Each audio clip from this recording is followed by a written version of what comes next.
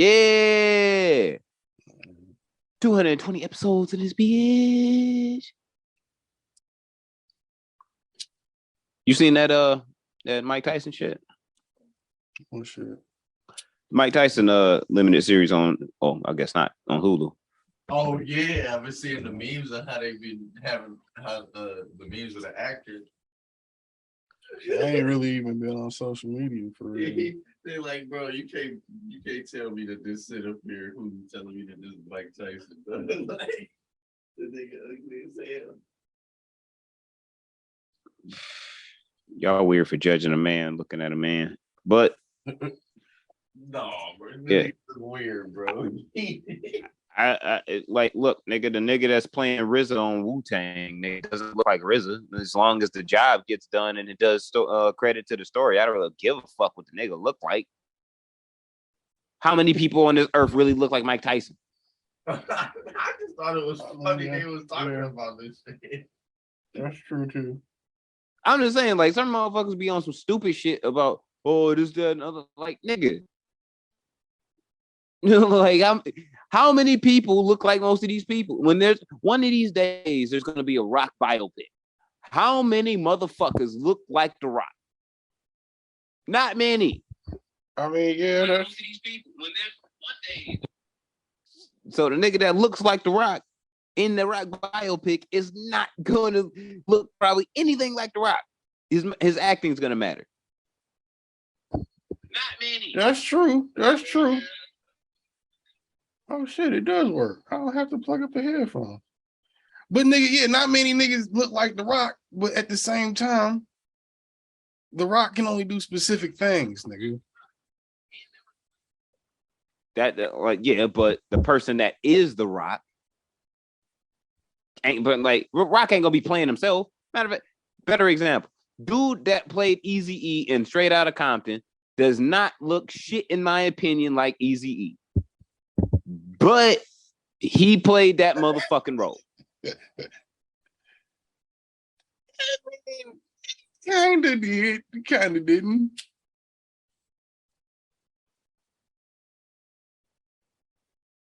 I feel like he does better. You a Rotten Tomatoes ass nigga. I feel like he did better. What that was him on? That's him on Snowfall, ain't it? No, that's not that same nigga. No, he's not on Snowfall. Who's the nigga that played Eazy-E?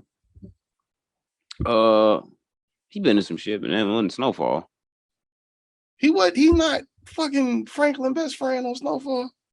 No, that's nigga. You thought he was Leon, nigga. You smoked too much weed. Leon. That's not Leon. No, nigga. They don't even look alike. You retarded. They look kind of like. No, nigga. They do not. Yes, they do. No, they don't. Leon and the nigga that play Eazy-E definitely look alike. They do not. Yeah, they do. I mean, if you don't give them the Jerry curl, if you give both niggas a fade, they look alike. George, pull up Eazy-E from Straight Outta Compton and then pull up Leon from Snowfall. These niggas do not look the same. Niggas look alike, bro. They don't. You wild. They definitely. That's crazy. That's like saying Biggie and Rick Ross look alike because they fat. like that's wild. That's not the same thing. You saying two niggas look alike because they niggas. No, they do not look alike. All right, then I'm tripping, I guess. You is tripping. What's wrong? I guess I'm tripping here. Wow. Oh my God. Hey. You know what? Fuck it. Episode 220, Millennials Podcast, Off the Spades Media. We are here in this bitch. Who the fuck are you, the person that can't remember her face? So it's where them niggas looked alike. For real. I'm racist. I can say all niggas look alike. I always forget a face. Off first glance in my head, I feel like them two niggas look alike, but whatever. Anyway, you sound like you voted Republican. I be the one and only Busy 9-3. If you don't know, you won't know, motherfucker. From the womb to the tomb, I'm still him. You bitch, you. If you don't know, bitch, I am the motherfucking Kango Don. Some call me Kwame Khalifa. Some call me the Tiki Torch Nazi Daughter Slayer. Some call me Captain Dr. Science, and some call me the retard whisperer, but I do not have my lab coat nor a book or a bitch tonight. So I'm just here talking shit. What's up? And I am the one and only, hailing from the home of bitch and tequila, 50 cent margaritas and cartel dealings, the one and only A1 on the mic, motherfucking Jose Ortega, also known as Martin Quarantino, you dig? Or the almighty Tequila Papi. On certain days, the almighty Rum Lord, just depending on what day it is. This is a Tequila Papi day. I'm just gonna let y'all motherfuckers know. Also, that motherfucker that you may know coming through with the motherfucking cake that's green with nothing but motherfucking marijuana symbols on it. It's the almighty Kush Crusader. You feel me? I come through, I fight crime. You smell the dank. You don't know I'm there before I'm there, and then you gonna get your ass whooped because you're gonna catch that contact high. I'm just gonna let you know right now. I'm also known. It's me. It's not. That's why they also call me the Petronome. I'm just gonna let that be known and shit. And if you around that essence of smell so long because the dank's so strong, it might send you into a place where you are into a completely different realm where you see me and you was like, oh shit, that's 2023 Space Ghost. And that's also me in a different universe and also in this one. Because the God is here. Episode 220, Non-Millennial Millennials Podcast, House of Spades Media. We are in this bitch. How's everyone doing? Shout out to everyone across the globe. What's up, Twitch? What's up, across the pond. Speak different languages, reading this shit in subtitles and in calligraphies and algorithms and all types of shit. Shout out to the AI that's trying to break us down and trying to cancel us, but they still laughing, and that's what's sending it through a surge and making the computer system go happy. Like, share, subscribe. Tell your homies, tell your homies, tell your grandma's homies, tell your church homies, tell your temper homies. Tell your friend's dog. You feel me? Dog, nigga. The friend's dog. Matter of fact, if you got a pet rabbit, that motherfucking ear is big as hell. Get that nigga some ear pods and let the streaming patrol begin. God damn it. Facts. Because guess what? Even pet rabbits need their audio dope too. That's a fact. Whether it's your pet rabbit, your pet monkey, your pet squirrel, or your pet whatever you want to do. We're not letting you get a monkey. I'm sorry. We are not letting you get a monkey. I'm getting a monkey. We're not letting you get a monkey. No. I'm doing it. I don't care. I'm doing it. I'm gonna have to look. I'm against snitching in every way. I'm gonna call Pete on you. No. You don't need a pet monkey. What do you think I'm gonna do? What do you think I'm gonna do with this monkey? That's why I'm afraid for the monkey. A service on me. I'm afraid for this monkey. Talking about. And depending on, matter of fact, judging from you, because I know you, I'm actually more afraid for you because you're gonna get a volatile monkey. I wouldn't get a volatile monkey. That monkey gonna be dangerous. Cuddly monkey. I don't want a volatile, angry monkey. It's gonna be a volatile, angry. It's gonna be a moody ass. I don't want nothing that's gonna rip your dick off and throw it in tall stock like Gerd. Nah, but it's probably gonna get angry because you know what I'm saying, just on some random ass shit because it don't smell like enough weed in the house and pick up a fucking toilet and throw it across that bitch. You want that? You want that? It'll definitely smell like enough weed. That shouldn't be a problem. What if you go to sleep and the weed smell level drops down like below the monkey's tolerance? Then you got monkey problems, bro. Well, at that point, I would just build I hate to put it like this, like a gas chamber for the monkey, but it'd just be fumigated with weed smoke. But you don't know that the weed smoke is exactly what's setting off that monkey. Yeah. I mean, you don't want to set off the monkey, but I mean, I'm sure there are ways to keep a monkey tranquil while you're asleep. If niggas can go to sleep with tigers in their house, dog, there's ways to keep a monkey cool. You feel me? But that's what I'm saying. You're gonna get a volatile monkey. Niggas sleep in the bed with tigers. Look at TikTok. I don't. Well, if you do, you're bound to see a tiger in a grown man's bed, and he's petting the tiger like it's a dog, nigga. It's crazy. I don't think we're the same type of grown man. I don't have. No. We're not the same. We're not the same. They have a wiki waki. I don't. I don't. I just want to know how much that costs. The TikTok and lick lock and that's I'm good on that. I'm grown. You also ain't got no pet tiger, nigga. Nah, But if you I don't did, want you to probably fucking make pet tiger. TikToks about it. Nigga. Nah, I wouldn't want a pet tiger. I would say I do want like a herd of meerkat. I guess that's what I don't think it's called a herd, but I want like I want like 12 meerkat.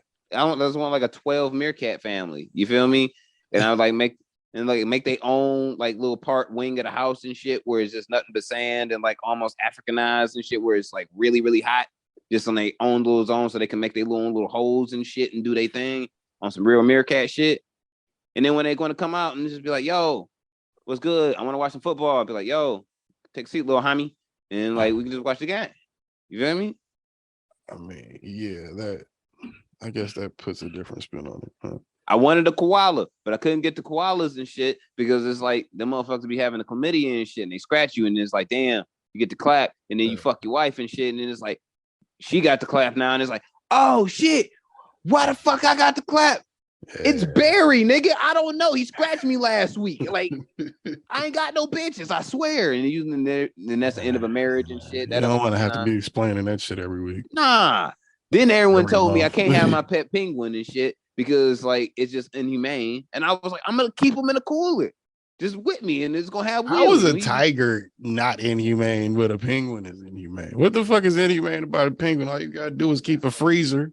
Nigga, all you gotta do is keep a that's what I'm saying. Freezer in your crib and keep it in there. That's what I was saying. I'm like, penguin. Yo, all I gotta do is feed it salmon or some shit. Right. Tiger eat you. That's on you. They like dog. Right. So how is the no, it's if anything, it's inhumane to keep a tiger in your house for your own fucking safety. For that reason alone, nigga. A penguin is not going to eat you alive. Right. I was gonna get like a, you know what I'm saying, like the ice bath tanks and shit, like in locker rooms. I was gonna get one of those, like put right in the living room, right in front of the TV and shit, so I could just put Jaime in there, so me and he can watch a game and shit. He cold. I mean, and they said like no, and I was like, bruh, why the fuck not? Like, dog, penguin need a home. I got one.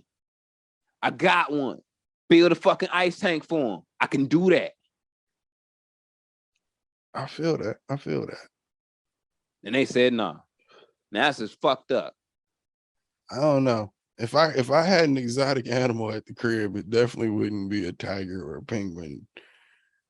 I guess monkey is my default, but I feel like I could go bigger than monkey without it being uncomfortable. Low-key,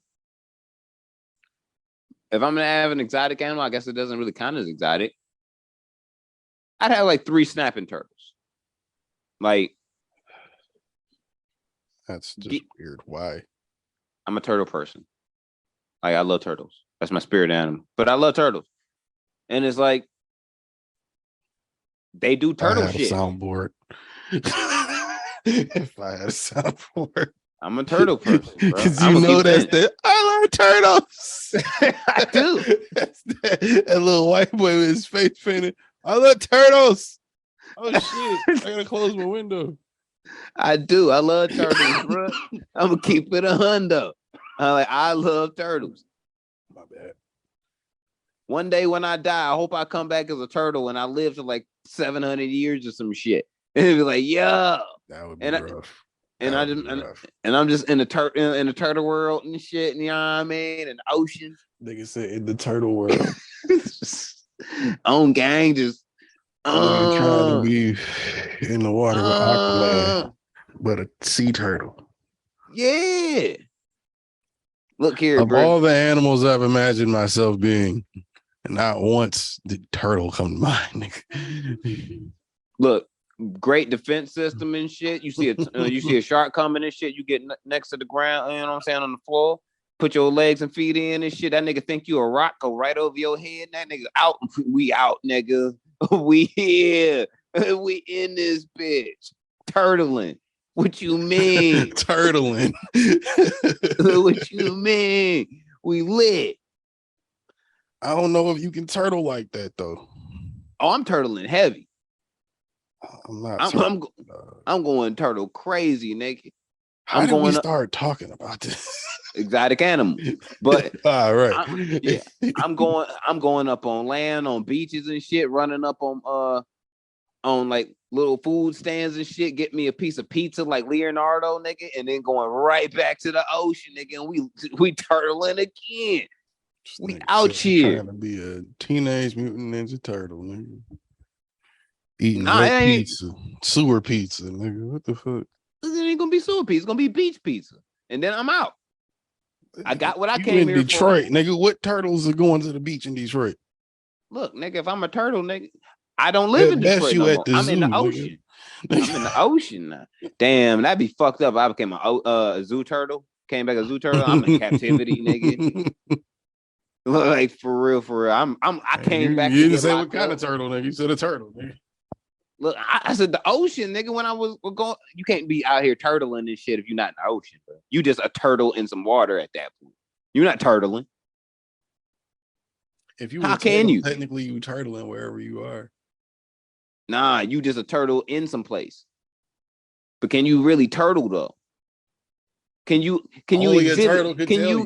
Can you exhibit your maximum turtleness if you were locked up in captivity? No, you cannot. The only place you can do that is in the wild, in the ocean, baby.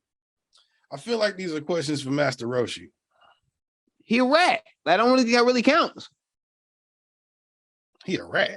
Oh, Master Roshi. I think Master Roshi. Nigga. He run turtles. I thought you were talking about Splinter. Splinter went in my head the first time. No. Like his turtle didn't even like him though, for real. Yeah, but he run turtle school though. He's skilled in the way of the turtle. That's his whole shit. His turtle don't even like him for real. That nigga misled him. That's like the homie though. It's not. That's his roommate. That doesn't make you the homie. No, that's his homie. Like they like train with each other and shit. The turtle can fight. He just retired. He retired. I almost said retarded. He retired.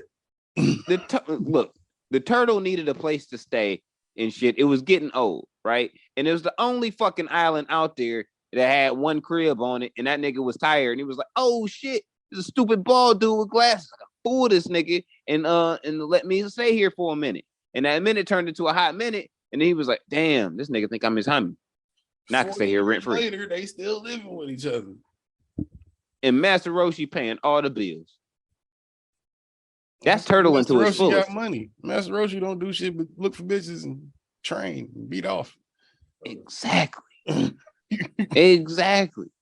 And turtle into his fullest is sometimes finding that stupid person on an island that you can get free rent from. Like if I'm Master Roshi, I don't know if I'm charging the turtle rent. Man. Well, you can't charge the turtle rent. It's a turtle. But yeah, a turtle can steal. It can get his bread on. I mean, just because you can make money doesn't mean you should have to pay for things, right? Look. It's a big ass ocean, bro. It's a big ass ocean. You tell me your turtle ass can't go out there and find some treasure? If I'm a turtle, nigga, I know where the treasure at. I can get you rent money tomorrow. If you a Detroit turtle, you don't know where no fucking treasure is. There ain't no fucking treasure out here in the Detroit River, nigga. That shit nasty. You find some broke yays, nigga. Oh, multiple pairs of those. Right. The ones that almost got stolen but fell into the pool too early. Yeah. Multiple pairs of those. Multiples.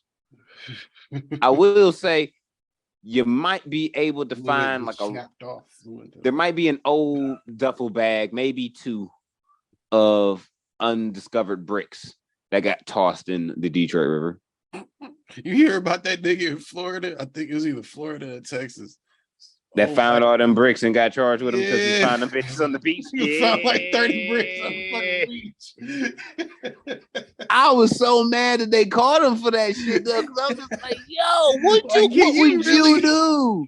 What would you do? Let's be real. What would you do? I'm asking that question. You found that shit. What you doing? If they know where it's at and they know it's there, you can't go get it. You gotta assume if it's just bricks laying on the beach, somebody knows those bricks are there. You gotta assume that unless you saw it wash up yourself. And you know you're the only person that saw it. you can't just walk past a pile of bricks, discard it, and just be like, oh, that ain't that. I'll take it, nigga. No, somebody wants those. Police or the niggas who lost it. Or both, which would happen to be both. But likely both. I'm gonna keep it a bean. I'm taking 3 to 4 bricks. I'm not lying to you. I'm not gonna lie to you. I'm gonna at least try to take 3 or 4. He tried to take the whole shit though. Yeah, he was selfish. That's what I was about to say. He was selfish. Cause it's like, yo, fam, 3, 4 bricks, just walking down the street, you come across that, just stuffing that on your person to get it back to a safe place. It's kind of an effort already. 12? 12, that's insanity. You are a selfish motherfucker at that point. If you get today's prices, wholesale, not retail, I'm sorry, retail. If you take 3 bricks that you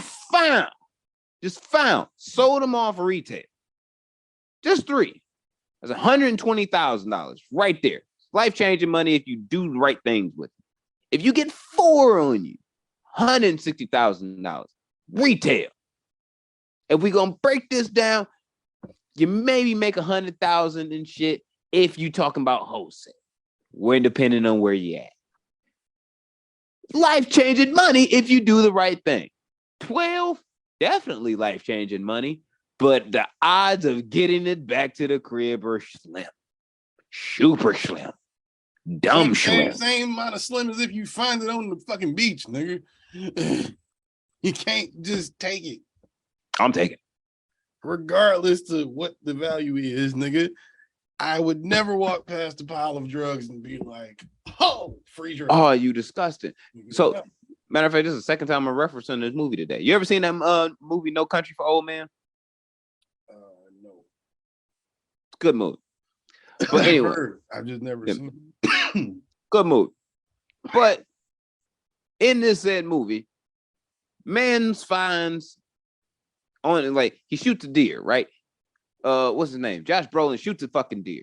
He hunting and shit. Doing on some real white American shit. So he out here hunting, shoots a deer. Deer runs off and shit. Doesn't kill it off the rip. He goes to go look for said deer.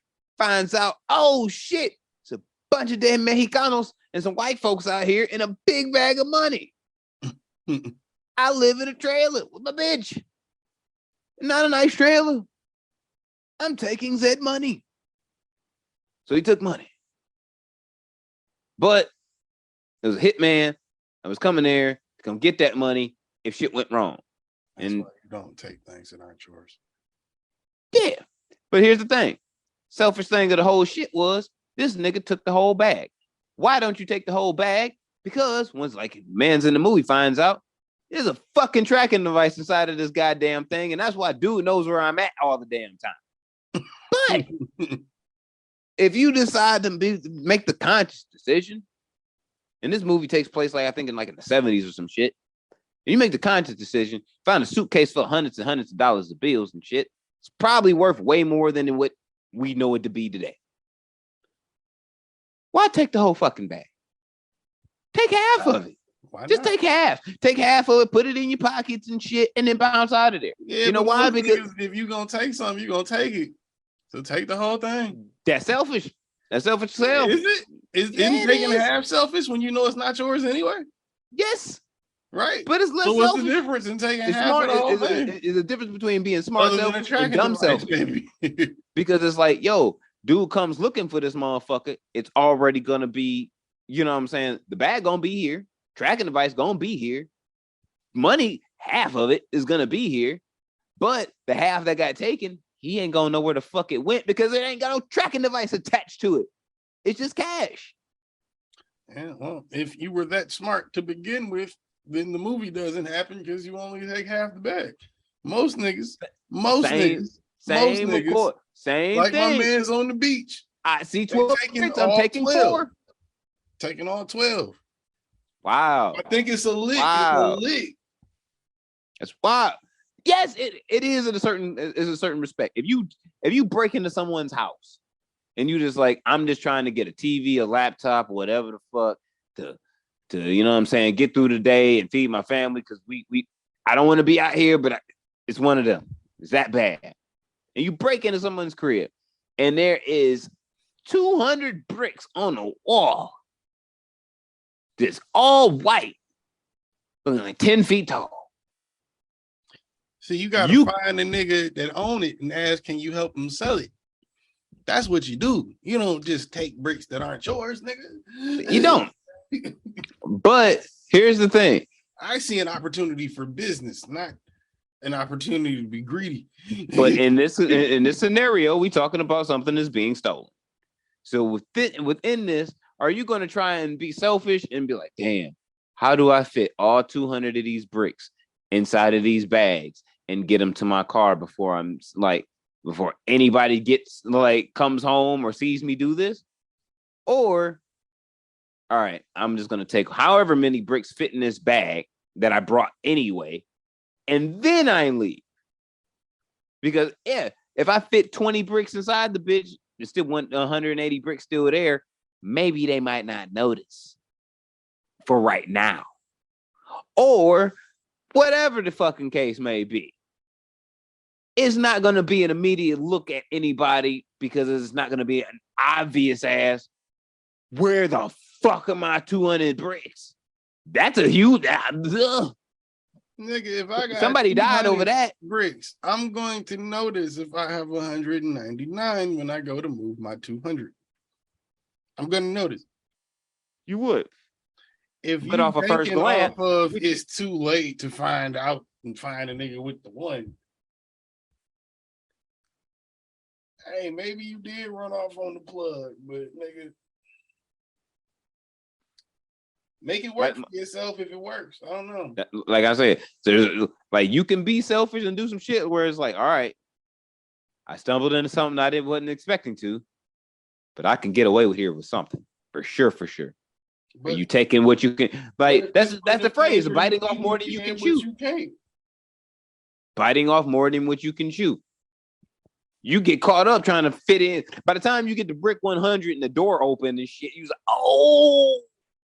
The fact you think somebody would have 200 bricks somewhere and nobody watching it is insane. Hey, I'm you think I'm painting the bricks can wash up on the beach and the police or the niggas that lost it don't know is insane. Not unless they putting a tractor in every brick now. If 12 bricks fell out into a plane, nigga, and 4 of them go missing, who's to say those 8 just didn't make it to shore? Nigga, my money and your ass, nigga. Yeah, you got to prove that I have it, or know that I took it. All right, so when I kidnap your whole family and make you as distressed as possible, like he's lucky the police found his ass. He lucky they found him first. Look, low key, that probably was an insurance policy bag drop off anyway. So like that's counted for in losses. So it's like, okay, we lost a load.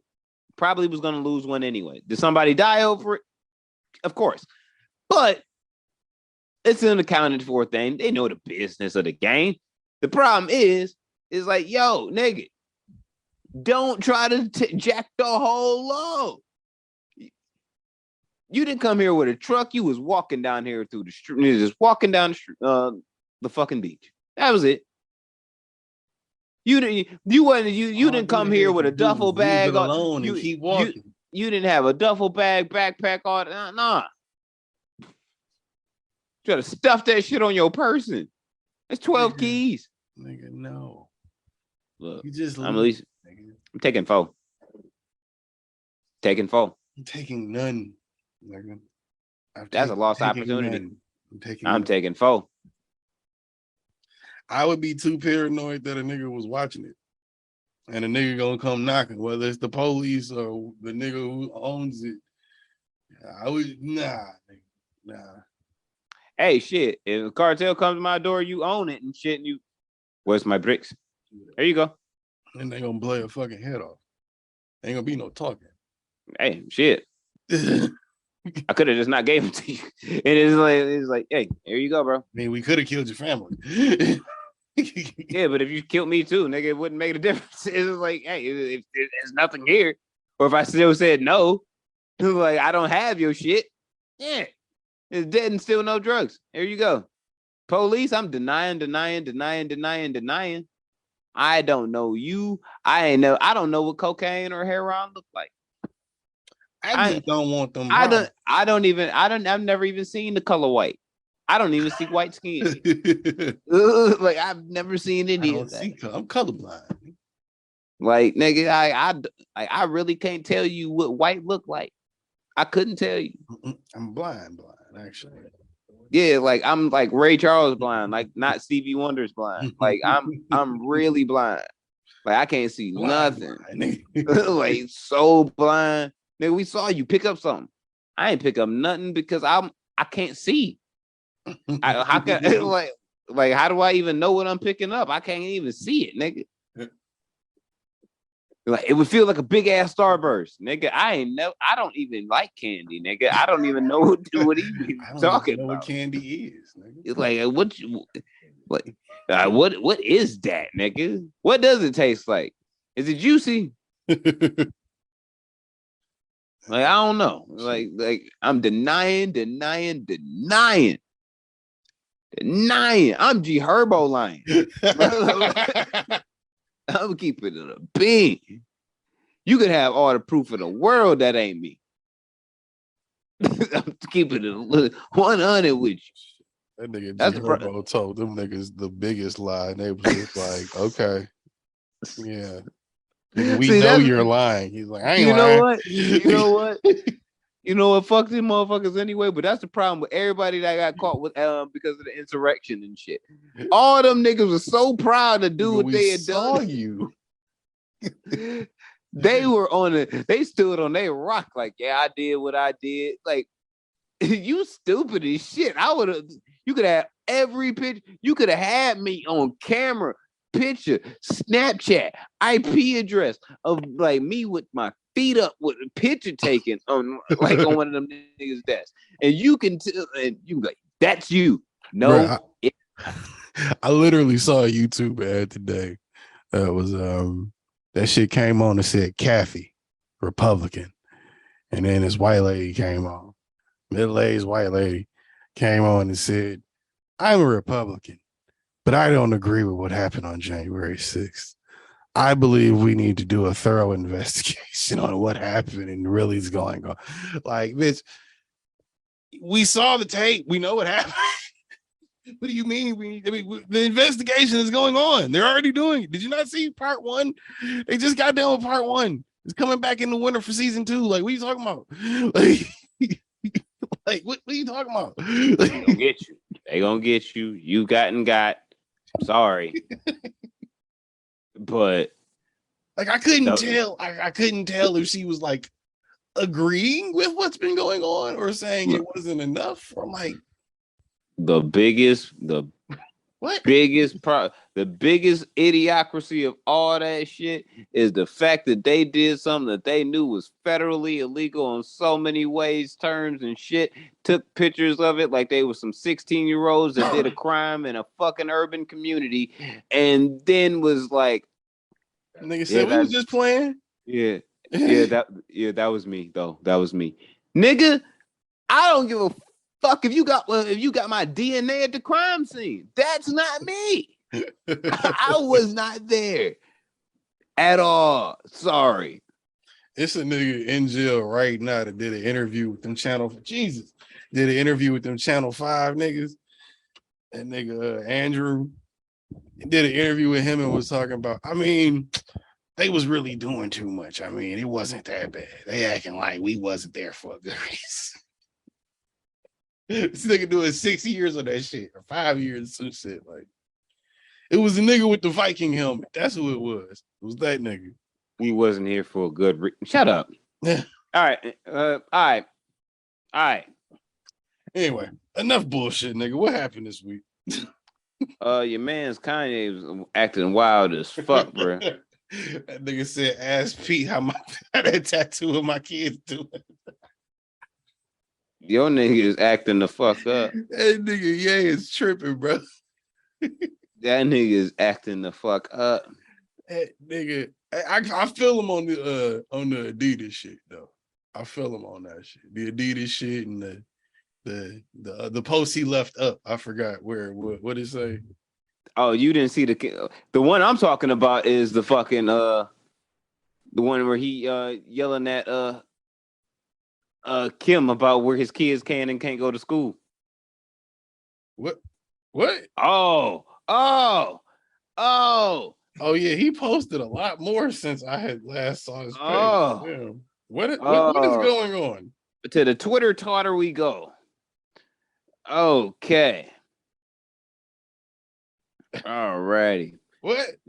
This fucking absolute madness on every level.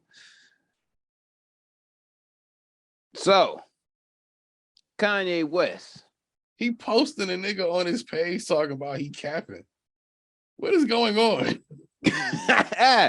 All right. So this is the post I'm referring to. Instagram. Post number 1. My kids going to Donda. They're not going to Sierra Canyon. Charlamagne the God and Chris, get your motherfucking popcorn. That's post number 1. And it's followed up by fucking a screenshot of a text message stream between Kim and him. And her response is, can you please stop? Classic white girl reaction. Simply that. You please stop. No, we need to talk in person. You don't have say so when my kids go to school. You're doing? I'm doing Kanye. I'm doing that right now. You don't have say so when my kids go to school. Why you get a say? Because you half white.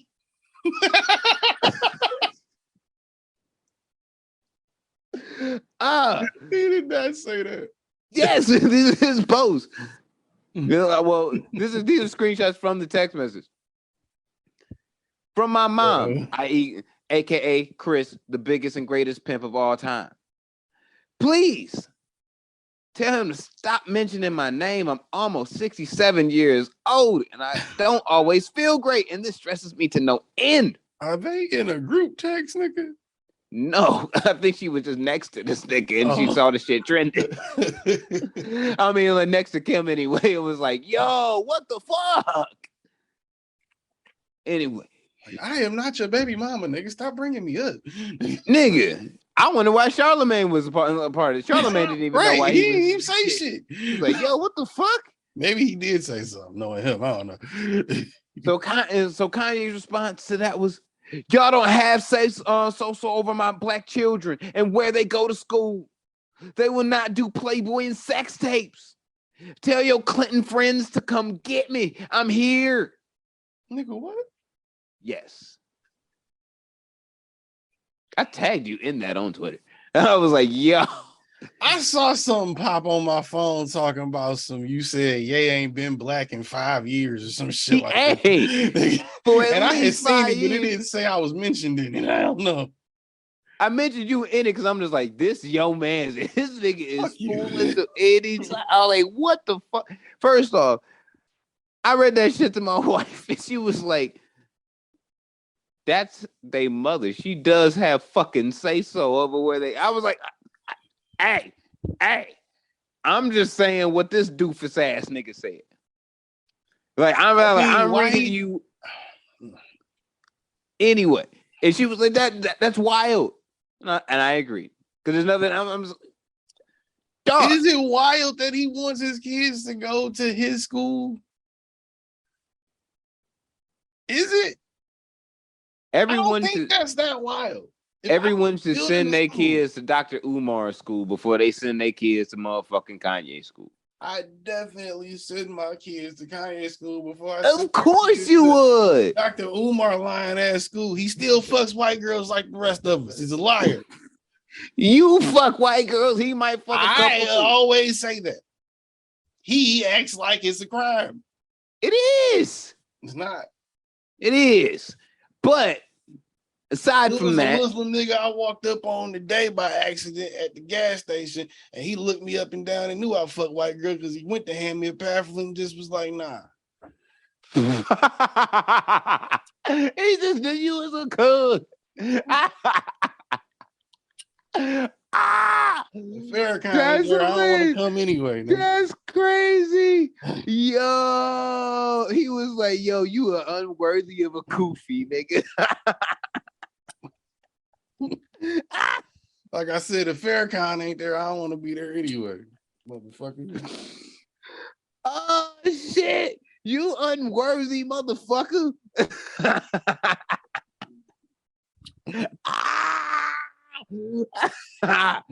Oh, man. That is terrible. That is terrible. You are a black man. That is terrible. You should be ashamed of that moment. It's like, God damn. Of course you would send your kids to Donda, though. Of course you over would. Dr. Umar school. Shit. Hell yeah. Look. Dr. Umar ain't teaching them nothing. Me and Kanye can't. Kanye ain't teaching nobody shit. What the fuck is you talking? Kanye can't teach nobody shit. It's like, get the fuck out of here. Kanye probably wouldn't even pay his teachers. Nigga, he ain't even paid the fucking choir he had for the last 2 hours. Fuck out of here. Like, He ain't get the check yet. He gonna pay him. Nigga, if you better not do Forbes, nigga, and I ain't got my check, I'm gonna beat your ass. Fuck out of here. I mean, like, no. You know, sometimes you gotta wait like Big Sean. Nigga. I'm gonna get to you. We gonna get it together. I'm not from Southfield. That's not how I get down. That's not how I get down. Together, nigga. No. Look. Don't worry about it. We gonna get it together. Look, no. What's a little bit of choir money? No. Got it. Send they kids north of Chicago and them should be going to Sierra Canyon or wherever the fuck they gonna go. It and should imagine not how be much done. you probably paying them, nigga. You know how much money you can save on private school if you just open up your own private school. Nigga, you got to be worthy of even being able to do so. Of course, you could have the funding to do so, but nigga, are you really going to have the funding? You don't have to teach. Like you said, you don't have to teach them your fucking self. As long as you can facilitate the shit, that's how you build a school, nigga.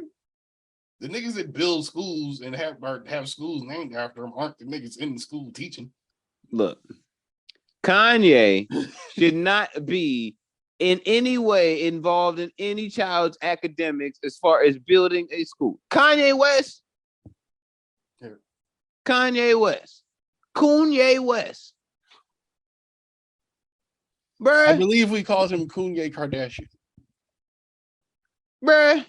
No, he not a Kardashian no more. They left him. They kicked him out. Chris said that she ain't having this shit no more. I mean, and he kind of still won by proxy. Nah, Chris ain't having this shit no more. Look here. Ever part of the clan. Look here. He's literally family, nigga. Look here.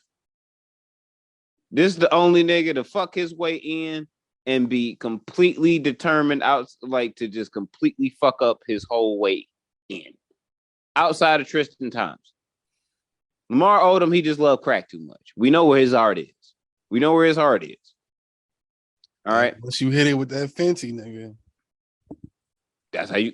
Hey, shit. Shout out to whoever is whipping up Lamar Odom shit, bro. Like, that's a career thing for you. He didn't relapse. Stop talking about it. We gotta stop talking. Please, about he did. That nigga ain't relapse again. Bullshit. He's doing fine. He's just probably doing different drugs. Bullshit. I know a fiend when I see one. And every time I see Lamar Odom, he had to look fiended out. He looked tired. He looked like a fiend. The nigga's 57 and crack years. Nigga, what do you want? Yes, fiend. He is a fiend. Crack aids you though. So I mean, fan. It ages you. What you want? Fan. You can't age like a crackhead without being a active crackhead because you smoked crack for a while. Look, Look. I am the Rick O'Connell of drug mummies, okay? I can tell you right now, straight up with a straight face, that is a drug mummy of like a disastrous proportion. And he is enriching some plug to extraordinary levels because he has $1 million+ income. Every 2 hours, nigga. and tons of shit he can hawk and get rid of and to keep that higher flowing. And you know what? Like I said, whoever's whipping the pack, God bless you, sir. I hope you getting everything that you need in this urban life. That's all I have to say on that issue. There are no successful drug dealers if there are no loyal fiends. I think we Trapping just 101. need to legalize drugs so we can just get rid of everything like that, so everybody can just move on with their lives and do something better instead of harming the community.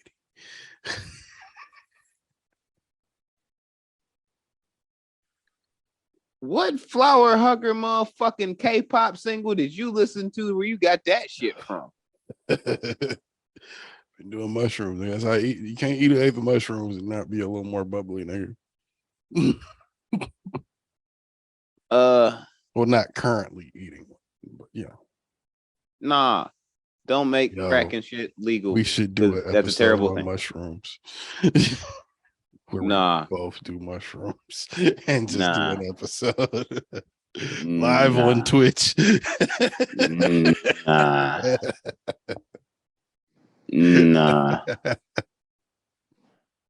Nah. Graham, to take it easy, you know. Nah.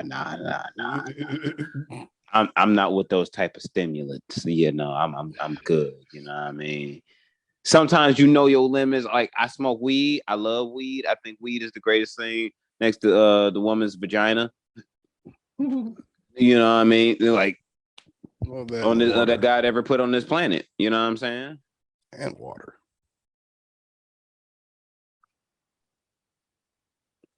Yeah, I guess. If you want to put that top 5, I mean, it could be top 5, but I mean that's literally the top 3. Not water's like a need, but it's like, is that like the best thing, nigga? All 3 are a need, sir. I don't know about you. All 3 are a need. It's a need, but it's like the best thing, though. Yeah, that's like the first 3. Nah, water top 5. I wouldn't put it at 3 though. What you putting above water? Other than, I wouldn't even put water above pussy and weed because I'm gonna need water to maintain the amount of pussy and weed I want. So water is technically number 1. Nah, gotta stay hydrated, nigga. Yeah, but if there's cows, nigga, you can still drink milk. Yeah. It doesn't hydrate you though. Hey, shit, nigga. Drink enough of it, it'll work. You gonna shit a lot. You probably die if you lactose intolerant like me. But hey, it is. Yeah, but not help nobody. Nah, I will say. This nigga trying to put milk above water. That is wild. The woman's vagina. Milk. Number 1. Weed be number 2. Air at number 3.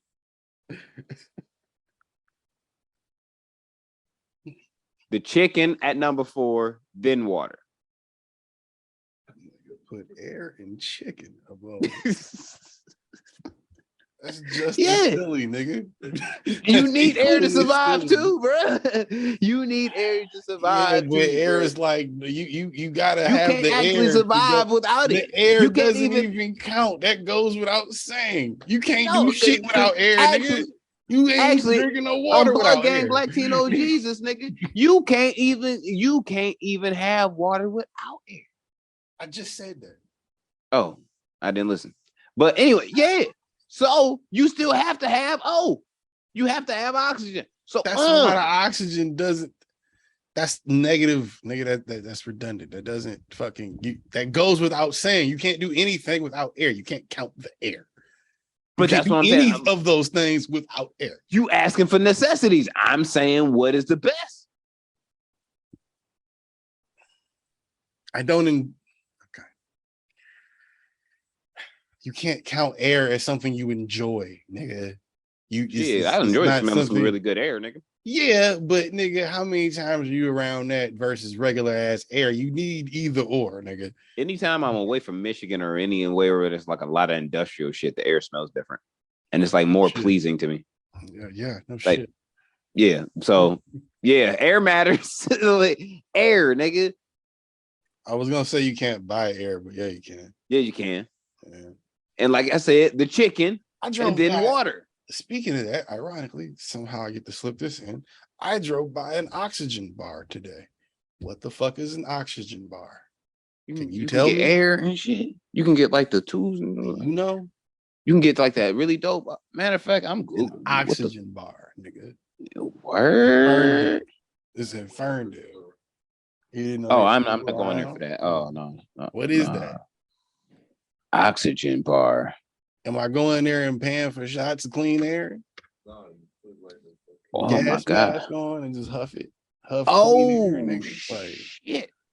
There's like a whole station to make air and shit that you can buy. Like I ain't there yet, but nigga, one of these stations just to make a certain type of air is like 4 different colors of shit.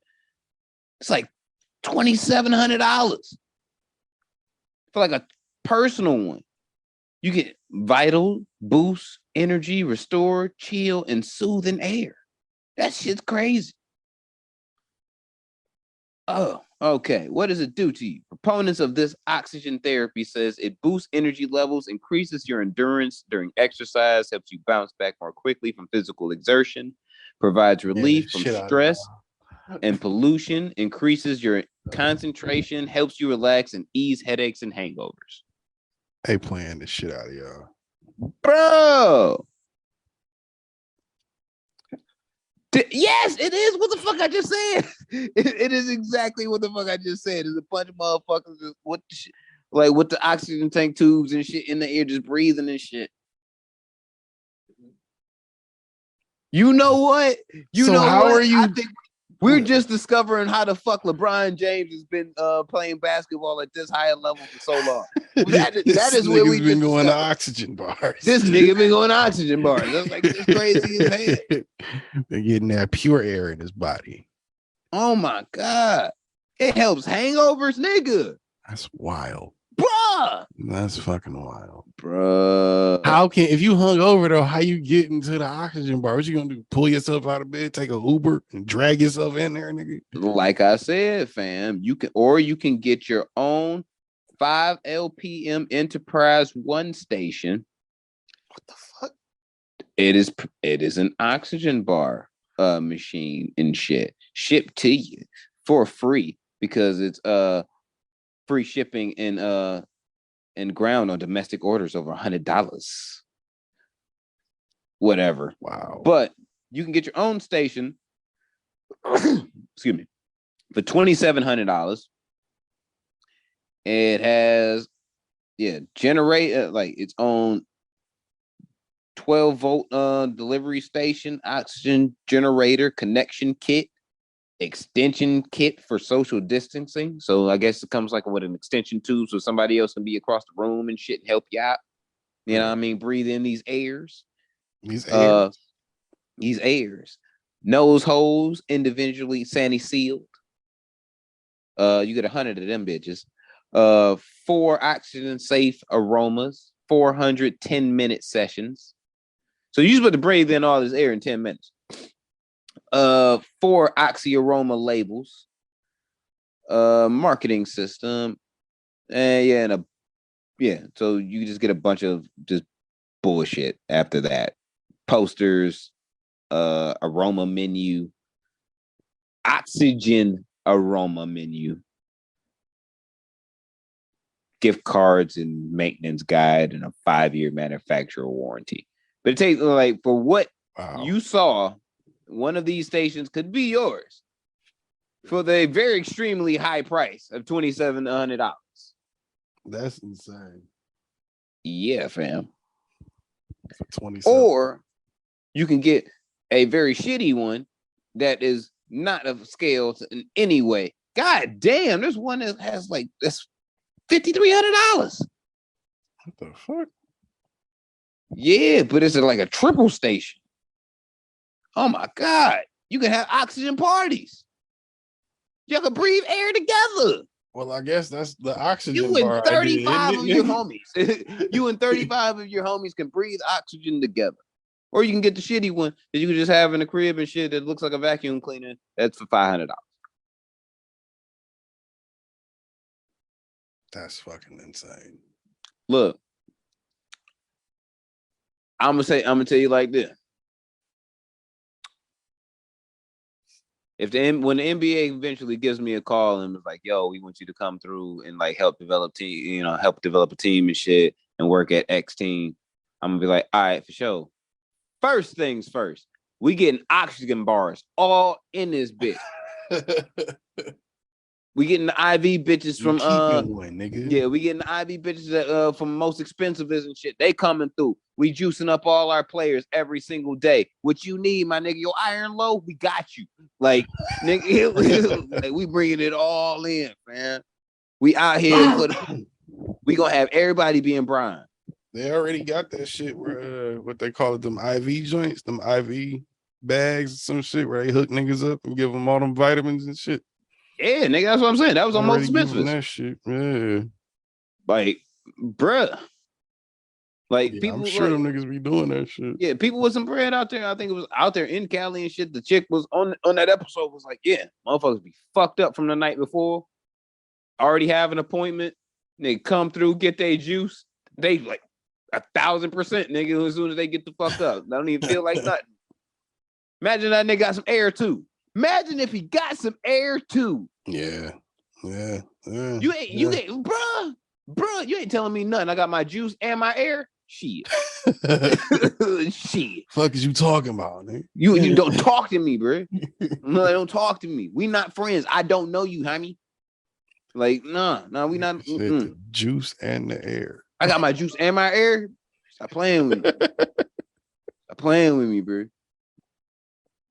For real. Oh, no. Speaking, since we moving off of that Kanye, that is Kanye. We gotta talk about Stacey Dash, bro. I mean, she technically part of the family too. No, fuck she is not. Yes, she is. Not she MAGA. She related to Dame Dash. It was like she over there. She over there. I mean, yeah. I mean, look. I'm appalled because when I seen it, I was like, okay. When I saw the clip, all I saw was the fact that I just found out that DMX has passed away. Overdose is terrible. And I was like, what the? How? And then like the next tweet that I seen was somebody saying like the whole world literally mourned for a month. Like, how the fuck did you miss that? Like I don't care what, and I agreed. I'm like, I don't care really what crowd you're in, what you pay attention to politically. There's no way you didn't know that DMX had passed away. You knew somebody that was mourning DMX passing. You probably didn't know anything about or listen to his music. You knew somebody that did. For sure. You knew somebody that fucking did. Well, I'm gonna go for the caption and seeing where she was like, "I'm a big DMX fan, bitch." If you are a big DMX fan, I mean, are you? No, there's no way you can be. I mean, I'm gonna go for the low hanging fruit, of course, and just say, obviously she's clueless, but nigga. I mean, did you expect Stacey Dash to be keeping up with hip hop? In her mind, she is a big and in her mind, she is a big fan of DMX.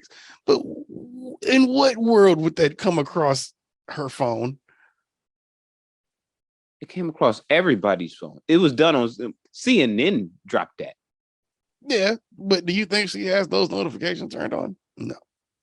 It don't motherfucking She's been matter. dropped by CNN and Fox. Nigga, don't none of them niggas fuck with her. You think she got notifications turned on for them?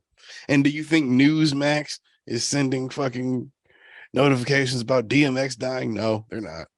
Look. If someone walked up to me, post-mortem to you, you passed on, and they was like, yo, bro, I used to love like y'all niggas doing the show and shit. Like, I was a real big Busy 9-3 fan. Like, I just found out he like passed away like yesterday and shit. And you've been passed away for a year. I'm punching that nigga in the face.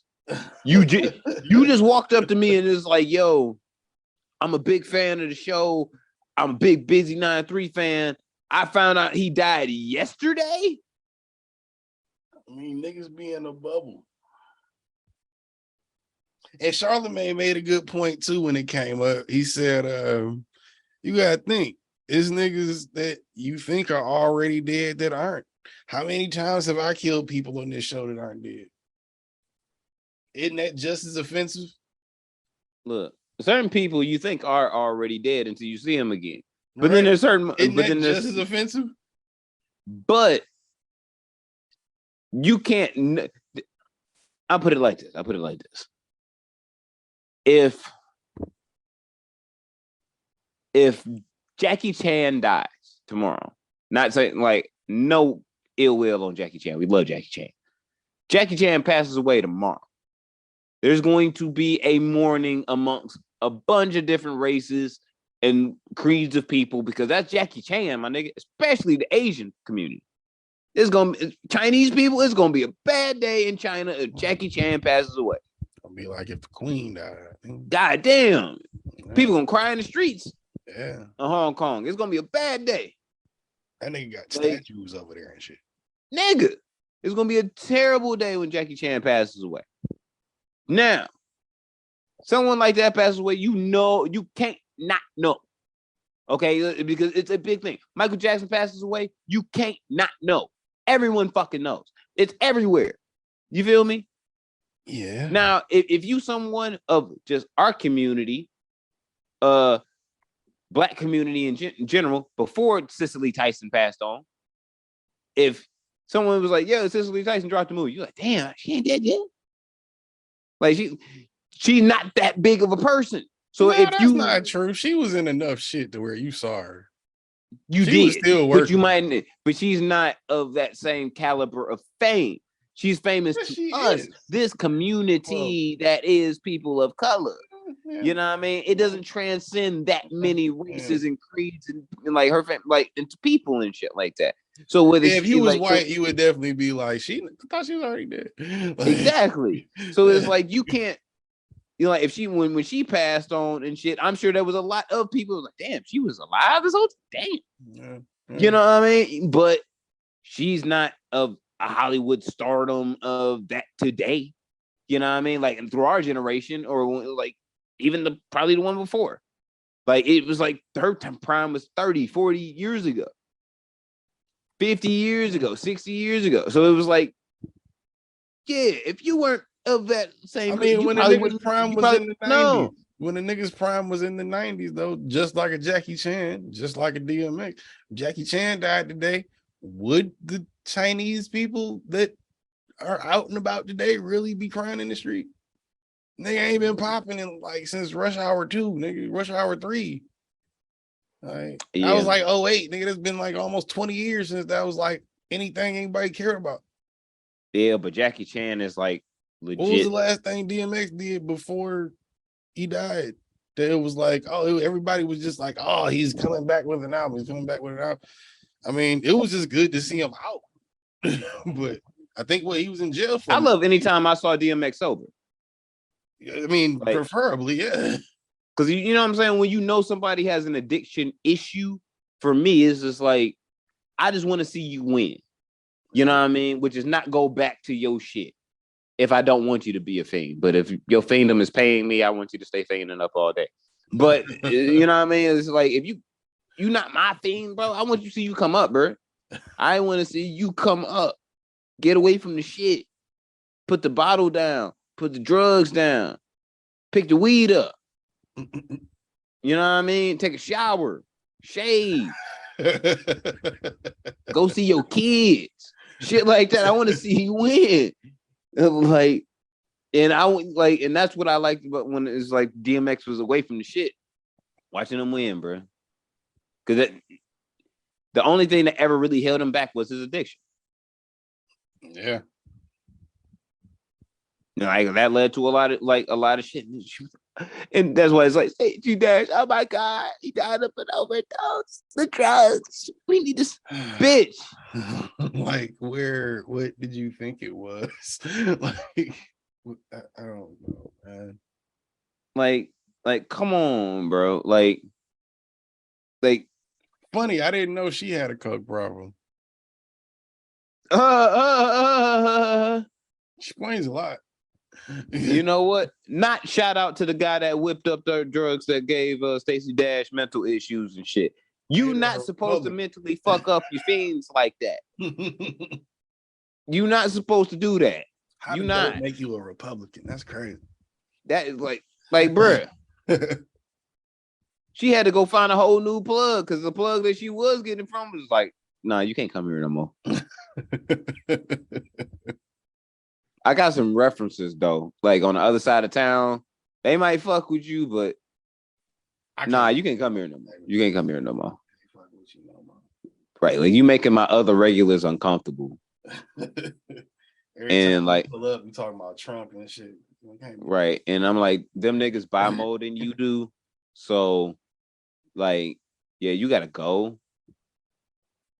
Because there's a nigga that comes through. Stacey Dash. You know I am.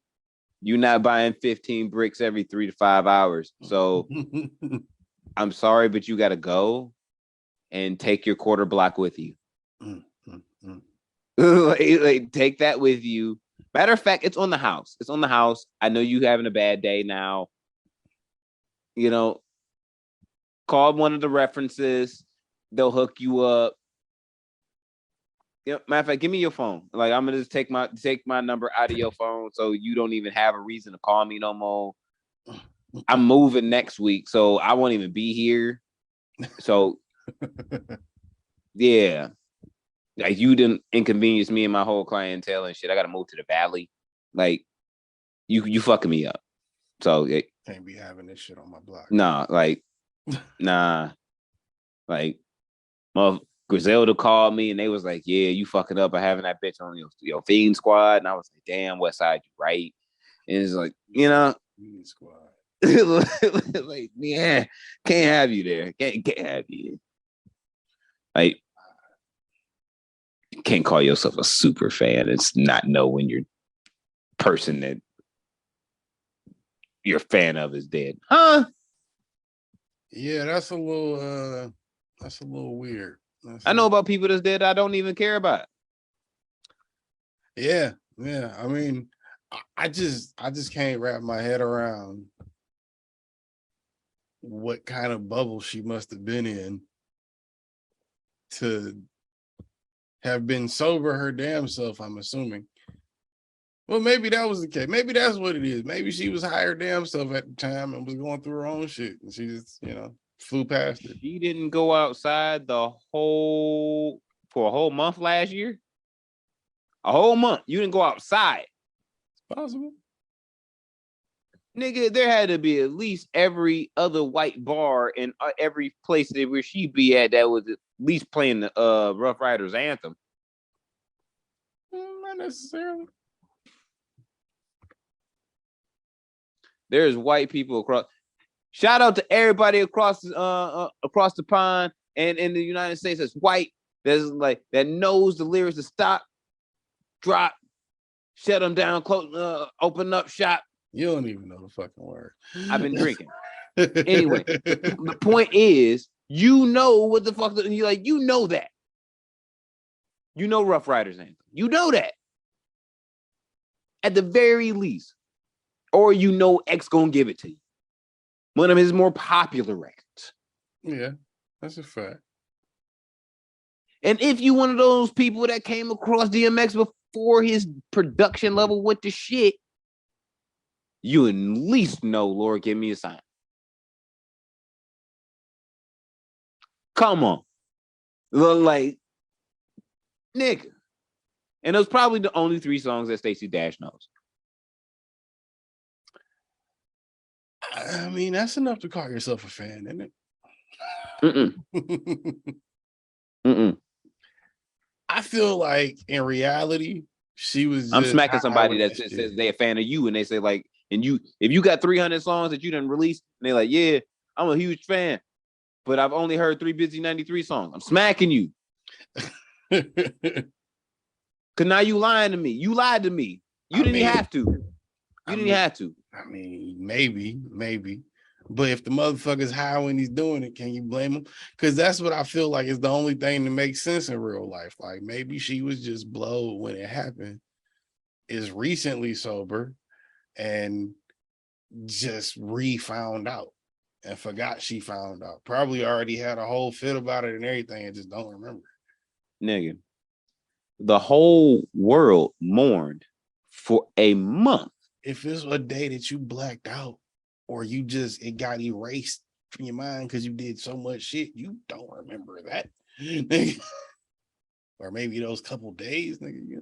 Very easy to believe you could have been blitzed out your fucking mind for a few days straight at the same time that happened, and then not realized it happened until last week.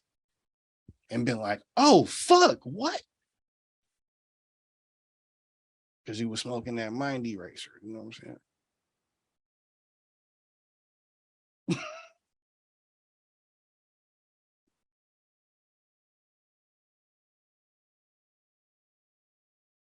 Are you frozen, nigga?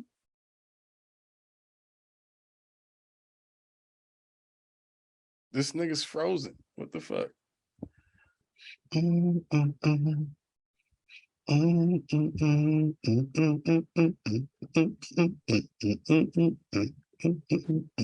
My bad. We are back. You Technical difficulty for part 2. Fuck you and your router. Ooh. Yeah. Fuck you and your art, bitch. Bitch, fuck you in your face. It's rude. It's uncalled for on so many levels. I can't even explain. Hey, your router went out, bitch. Now I gotta do extra editing. Fuck you.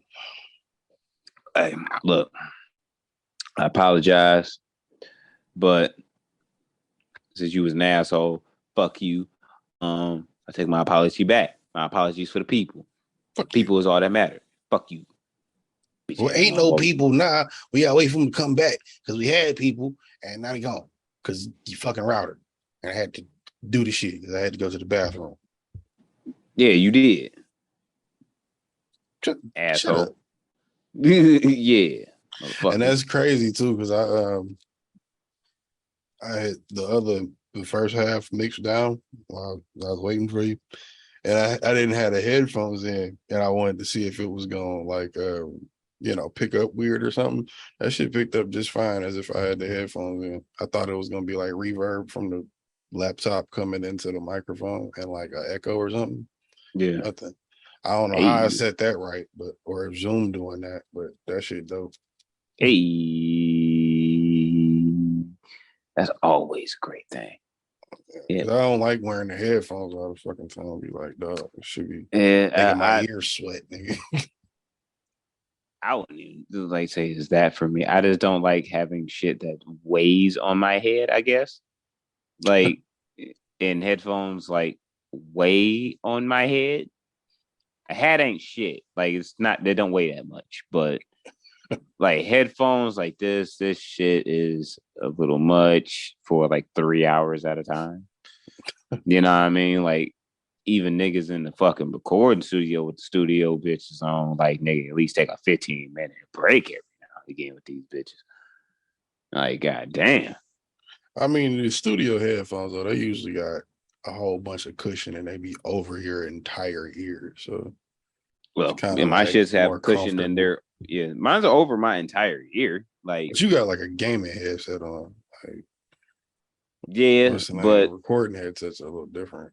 Yeah, like these ain't really studio headphones. These are like regular ass headphones.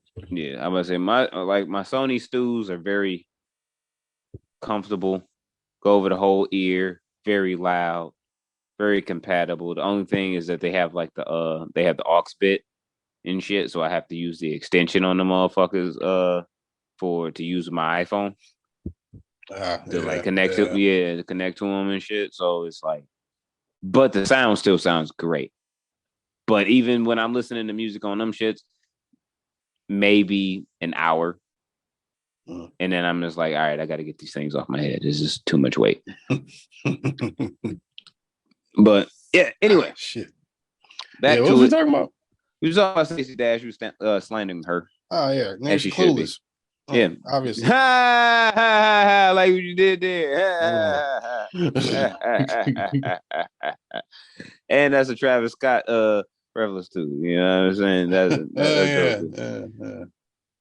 most of these girls ain't got a clue. Like, yeah, Stacey Dash ain't got a motherfucking clue. She never fails to let us down. Shout out Serena though. Got to shout out Serena, the queen. Yeah, the goddess that she is. I wanted her to go out with a win. I watched the match. I watched it. And her and Venus lost yesterday. That was crazy. I didn't even know Venus, they were still playing doubles. Yeah, Venus lost 2 days ago, I think. Yeah, 2 days ago. And that's but crazy. Lost first round. And like I was really hoping Serena You're breaking up, nigga. Be the last. I mean, it's gonna be the, and then that's. Please, nah, come on, breaking bro. up. Wait. All right, we good. We good. I think. Wait. We good. Lagging a little bit. Move your head and say something. Words. Yeah. Words. Okay. We good. All right. Cool. Because I'm like that shit froze up on me for a second. All right. So yeah, she said the U.S. Open was gonna be her last John. So I'm like, I don't watch tennis, especially after it. In my opinion, it became uncompetitive as far as since it's usually a one-on-one sport. The better you are is really as great as the rivalry you can create with somebody else that's number 2 to you. So it's like, unless you like Serena and you just beat everybody. Yeah, but it's still even like it was an entertaining point to where it's like the chase. Like, you know, somebody's up late at night thinking all day, every day, all I want to do is beat Serena in the Australian Open, the US Open, whatever the fuck. You just know you want to beat Serena. And it got to that point to where you could. And it's like, fuck, I just wanted her to go out with one last one, like score 60 like Kobe in the last game. Yeah. And yeah. Fun fact, and you know, I told my wife about this. I'm like, when that night, the night Kobe scored 60 was also in us Dub Nation. No, it's the same night we won. We solidified the 73-9 season in 2016. Same time that game was Kobe's game was happening. Was the same time that game was happening. Okay. I checked back and forth between Golden State and the Laker game 2 times.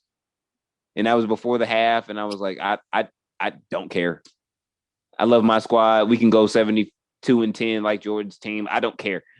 I want to watch Kobe's last game. I don't watch tennis. And I watched that whole 3 hours worth of a goddamn tennis match.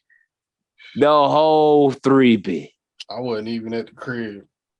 It was she was whooping chicks' ass at the beginning. Like, she was getting in a chick from Australia's ass. But the problem was in that second set. Why they be rolling these fucking joints so fucking tight? I hate the pre-rolls these niggas give. They terrible. Break them shits down and roll them to a regular joint. I've been telling you that shit for a year and a half. I always end up having to do that, but I try to give them the benefit of the doubt. Stop doing that. But like that second set, midway through, 40-year-old age hit her. Because she didn't come out with that same fire. Like when they switched sides, like she just wasn't in it. Like that left to right was a little slow. Chick came back. Yeah, chick came back, and then she had to like try to like rally to keep the momentum going. And she just ended up losing it on some bad takes. And it's like, yo, damn. But I'm glad that I get to see what I got to see. I get to see a piece of history throughout her career. Shout out to her. Father Time is unmotherfucking defeated. Like it is. It's gonna be a sad day when LeBron James decides that he wants to retire. It's gonna be one of those. Yeah. You know what I mean? According to him, he's trying to play till he's at least 43, though, because he's trying to play with Bryce and Bronny at the same goddamn time. I don't think that's even possible on any front. But if he can do that, maybe he play it to at least 40. Yeah, nigga. Yeah, like Bronny is sophomore. Bryce is Bronny is a senior. Bryce is a sophomore. So you got at least 2 years before Bronny get to the league, and you got at least 4 before Bryce get there at the least. He got nigga 6, 7 more in him. Y'all niggas trying to make this nigga Tom Brady. He getting it. You know what he put enough money into his shit to try to be mighty. If he not getting his oxygen and IV juice, nigga, then he probably ain't gonna get there. Well, you gotta keep those things are oxygen in his IV shit. You need your oxygen and IV juice, bro. Gotta get that vitality, nigga. Like, nigga, LA is surrounded by mountains, bro. So that smog gets trapped in there, bro. Like he gotta get that good air. Gotta get that good air. That's all that matters, bro. Yeah, you gotta do it that way at least. But I do feel like it's really bad for tennis right now because tennis is really in a transit. Well, women's tennis anyway is in without her. There's no real number 2.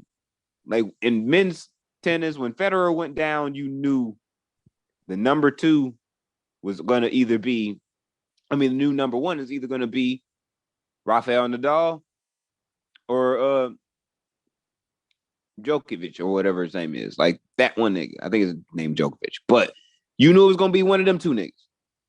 No, Agassi was the nigga when they was popular. Agassi was like number 1. Between like the Federer and like the Nadal days? Him and Federer was going head to head before Federer and Nadal was going head to head. But Federer and Nadal was the heat. That was the rivalry. Before Agassi or after Agassi retired, yeah. Yeah, but that's he was the nigga you had to beat. Yeah, but it's the rivalry, and I think that's what made them 2. Was that they were both in the midst of their prime. Like, like almost like Kobe and T-Mac.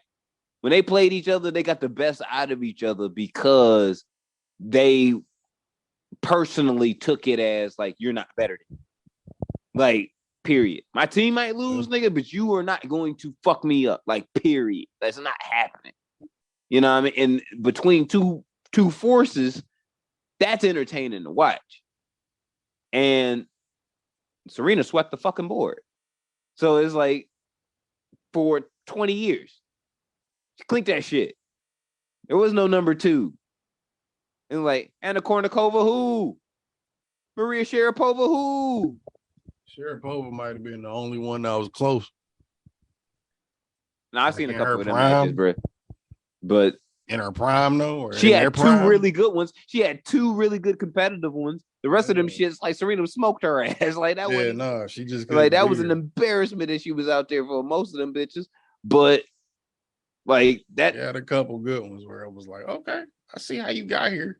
Yeah, like I see you trying. Like, yeah, that's not happening. Retired her ass. Like, nah, you shouldn't even be out here. Get that baby out the street.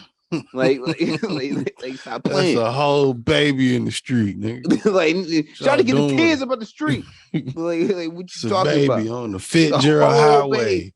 A whole baby out here in the street. You said this right here.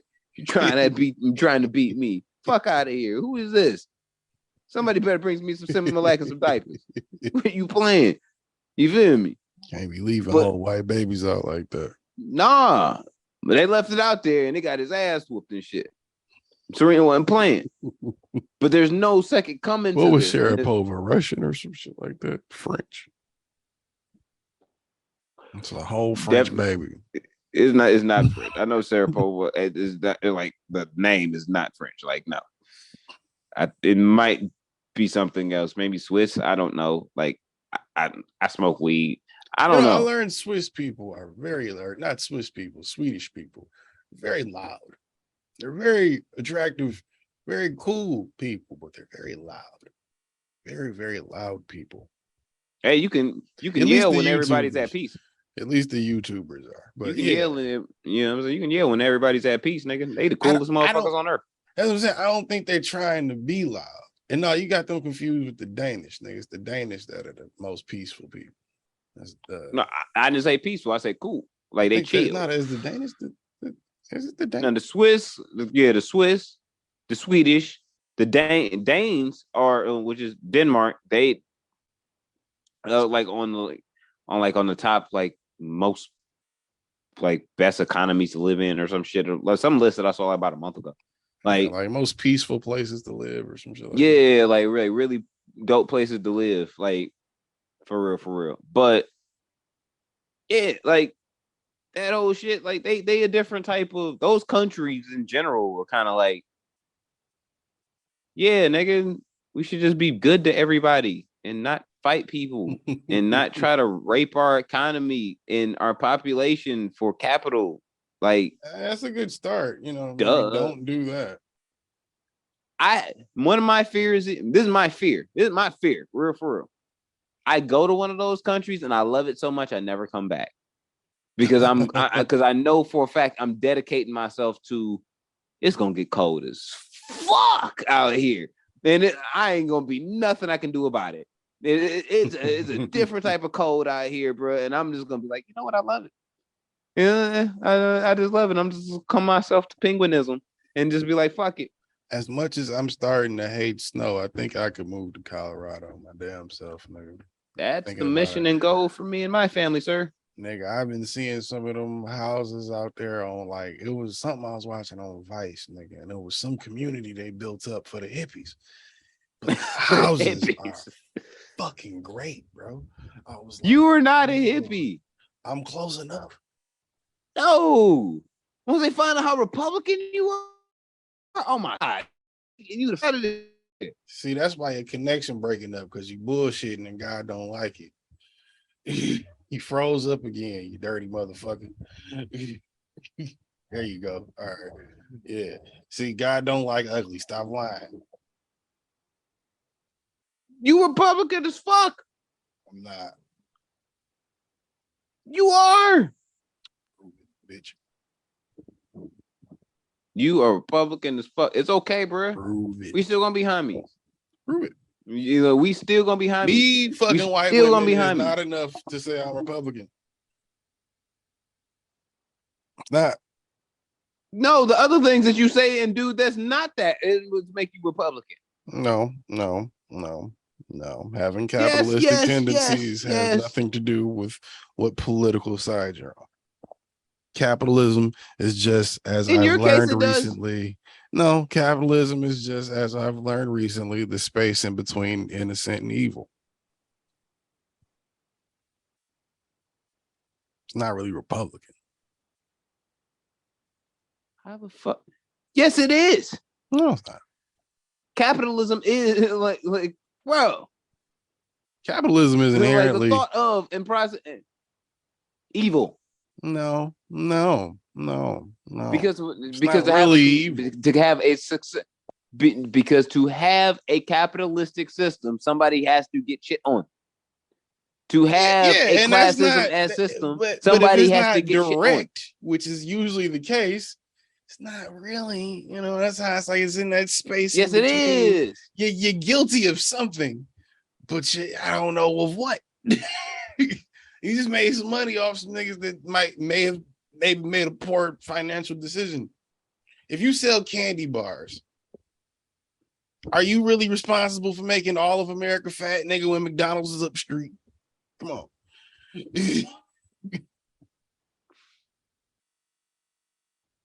No. About it. But if you sell candy bar, but if you sell candy, but here's the thing. But if you sell candy bars and it's like, well, I just want everybody to be healthy and shit and live great lives and be at peace and shit. But you selling candy bars, which is unhealthy to motherfuckers, and you're like, and you knowingly are doing that. Like you are putting somebody down so you can come up like naturally. And that's what it has to be in the capitalism. There has to be some type of nigga. Somebody has to get. But that's not evil.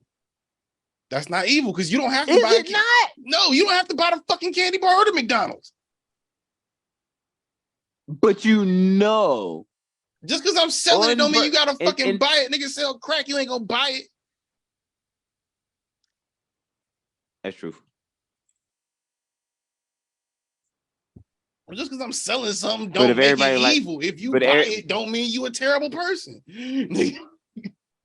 Look, if you promote it as your country standard, which we do, a bunch of nasty shit, which we do, we put. Matter of fact, we really as a country put the words that have been written nearly 300 years ago over the ethics of modern day society. That's what we do. Like really, for real. Nigga, those are the ethics of modern day society, nigga.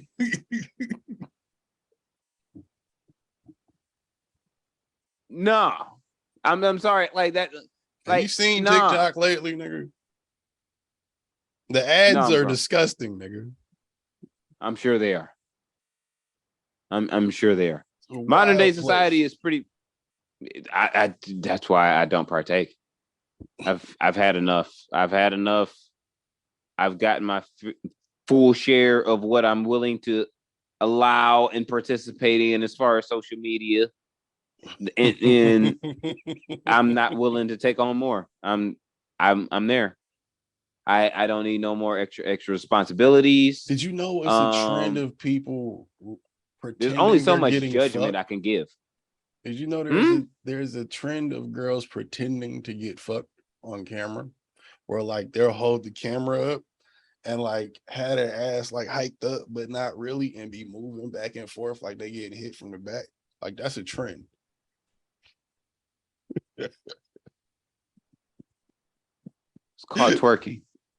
No, it's not. It's called something else. It's like ghost fucking or something like that. It's ghosting or something like that. It's weird, but it's like you just like moving back and forth, making noises. It's kind of like a pseudo cam girl thing where it's like you only fan cam girling, but you not, because you like moving like you getting fucked and making noises like you getting fucked, but you're not getting fucked on camera. You just imitating the motions of getting fucked. All right, that's it. I'm done. All like right. This chick got banned on Twitch for a week, ironically, which should have been a lifetime ban. She was actually getting fucked, but you could see the reflection of the dude in the window, and she was acting like she was getting fucked, but she was really getting fucked.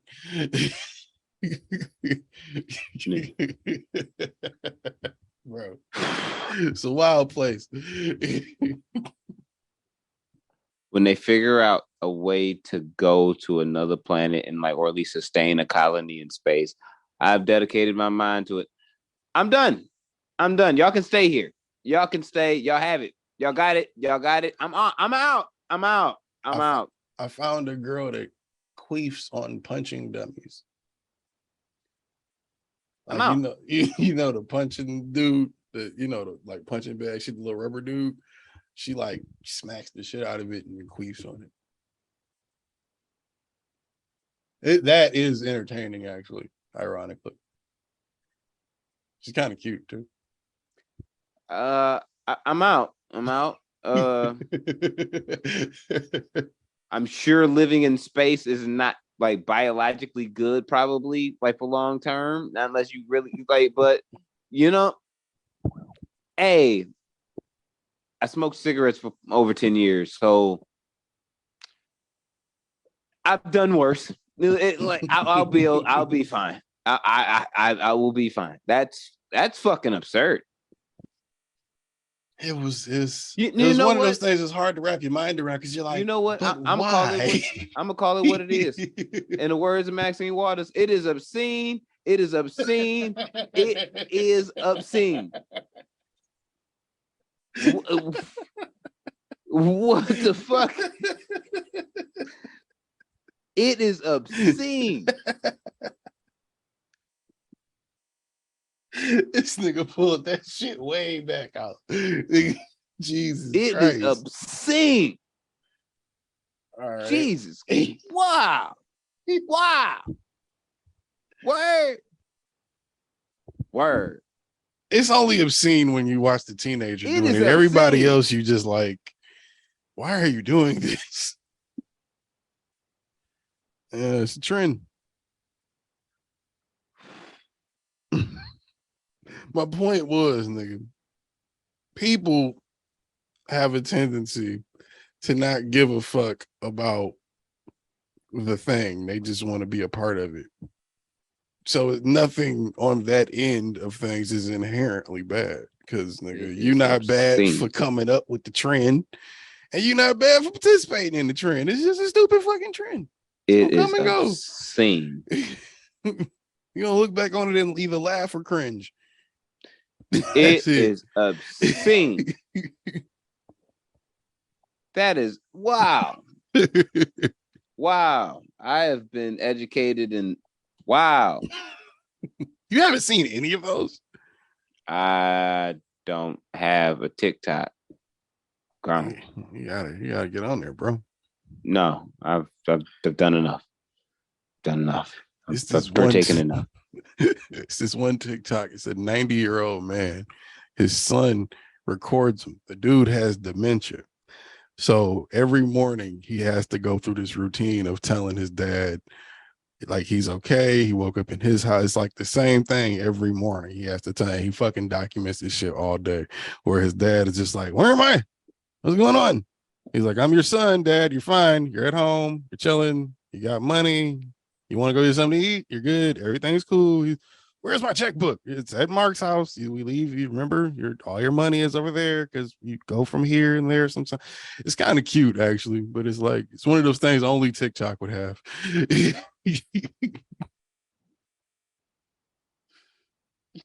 When I'm through with this, I'm gonna eat a very good slice of chocolate pie. like what the fuck? I told you. I told you. Didn't shit. No, what's next? Lil Pump called Russ a pussy.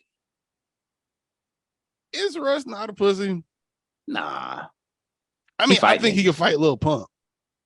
I mean, who couldn't? Lil Pump is Stitches. A lot of niggas if couldn't Stitches fight had Lil a hit. Had a hit. Like, that's all Lil Pump had. I hate to say it, but don't disrespect Stitches like that. Did I just say that out loud? Ew. Nah. Who even remembers that nigga? They the same nigga. No. He just changed personas. No. He got a couple face tattoos removed and got some new ones. Stitches is not a tiny Mexican in disguise, nigga. Look, if they can make you 3 inches taller, they can make you 3 inches shorter, nigga.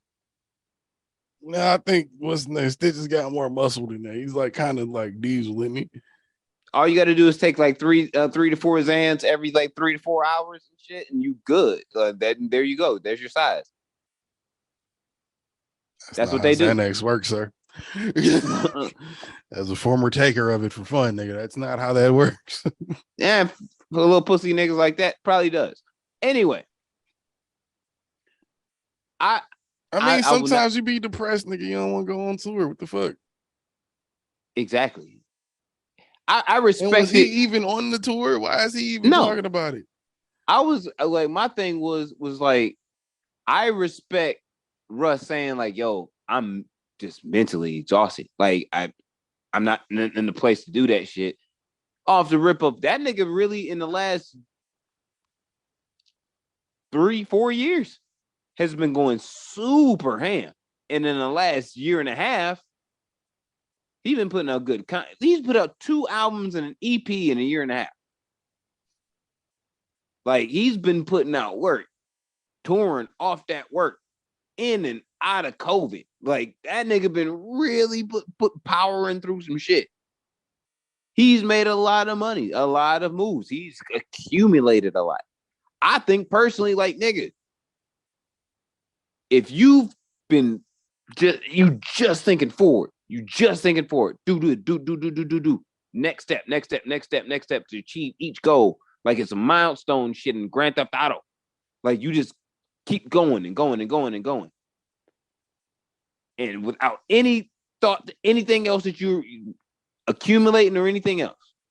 And you finally look around, look left or right and be like, shit. I need to process this.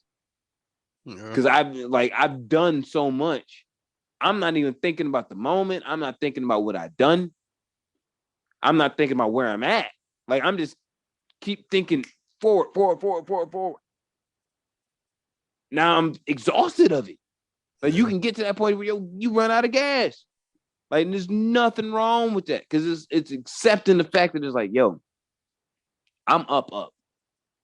I don't need to do this right now. I put myself in position without looking around and just going linear to where I'm so far up right now, I could take a fucking break. Like I can take one, process some of this shit, think it through, love the moment, express the moment, whatever the fuck. I thought it was mad pussy that Lil Pump had something to say because I'm like, you wish you could be Russ right now. You wish you could. That's what I was gonna say too. Isn't he just on the tour that Lil Pump wishes he was on right now? Yeah, he wishes he was him. But the thing is that Russ is in a different pocket because he's made so much money that wasn't rap money, and he's an independent. So it's like he's raking in the majority of that cash because of what he puts out. Yeah. He owns it. It's his. Like no label own his shit. No label has to drop him from his shit and take his shit away. He has it already. So it's like this nigga has done and achieved so much where it's like I don't really need it. I can chill. Like I said, like you can sit on the bench. Pump in that situation where it's like, yo, I wish I could be there because I need this money. The money that he could make off that European tour, I need it. Like I need that cash. Right. He don't need it. So he can say no to it. That's why I'm just like, you gonna dog a motherfucker for his mental exhaustion. He mentally exhausted because he done outworked your dumb ass. Right. He done out music you. He done out business you. Y'all been popping around the same amount of time. One nigga won, one motherfucker lost. Yeah, that's true. And like you wish you could be in that position. I thought that was just mad pussy. That was just me. That's crazy because that's not even two people without him saying something, I guess, about how he felt and people giving a fuck to acknowledge it. Those aren't two rappers I would put in the same category with each other ever. Not in terms of popularity, sales, or ability, or anything. Russ make good music and he can rap. Like that nigga can rap. And Lil Pump makes a catchy song every now and again. That ain't really lasting that well for that nigga neither. It's not. His rap career is when he did the Trump shit. That's when it was like, oh, he lost the hood. Yep. So there you go. But now he got Kanye audience, nigga. He was the last of the littles that wasn't talented, that were just capitalizing off being a little and shit. No, he had a banger. He did have a banger. The last of but he had a banger. Yeah. You know what I mean? Like you got to be able to do this shit twice. And then do it again. You failed. You know what I mean? Catchy song with Kanye. That's cute. You failed, but you didn't even like Young M.A., for example. Young M.A. caught one by accident with Ooh. And everyone was expecting her to do it again. But she wasn't in the pocket or even in the place to be able to do it again. The first one was an accident. She like, nigga, I just rap. Right. So it's like you're trying to do that again or to try and force that. Every time she tried to, it sounded corny. Yeah. But what she did do was cater to the people that fucked with her. Yeah. And then you nurture that fan base who's always gonna fuck with you, always wherever you go, in any city, whether you're selling out an arena or a fucking music theater, whatever, small show, big show, them niggas is packing that shit out to come see you. You always gonna win every time. Pump been in that position for at least the past year and a half, 2 years, where his money really depends on how many people decide to come to the club that day when he's performing. Yeah, that's true too. I don't know what level.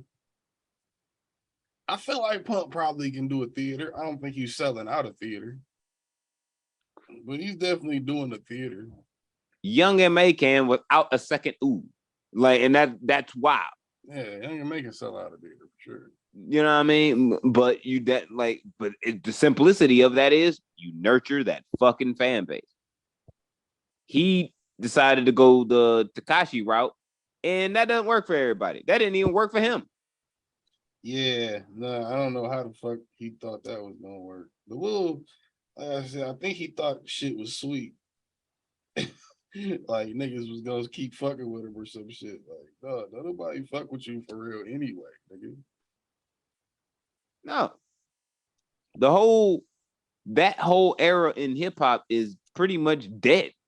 And now, I understand there are those fans out there that are genuine fans of Lil Pump, but they're also probably like 14. So yeah, they'll grow out of it. Matter of fact, I remember me and you had this conversation of Lil Pump, because Joe Budden said on his podcast, like, yo, the game is going to rebalance itself.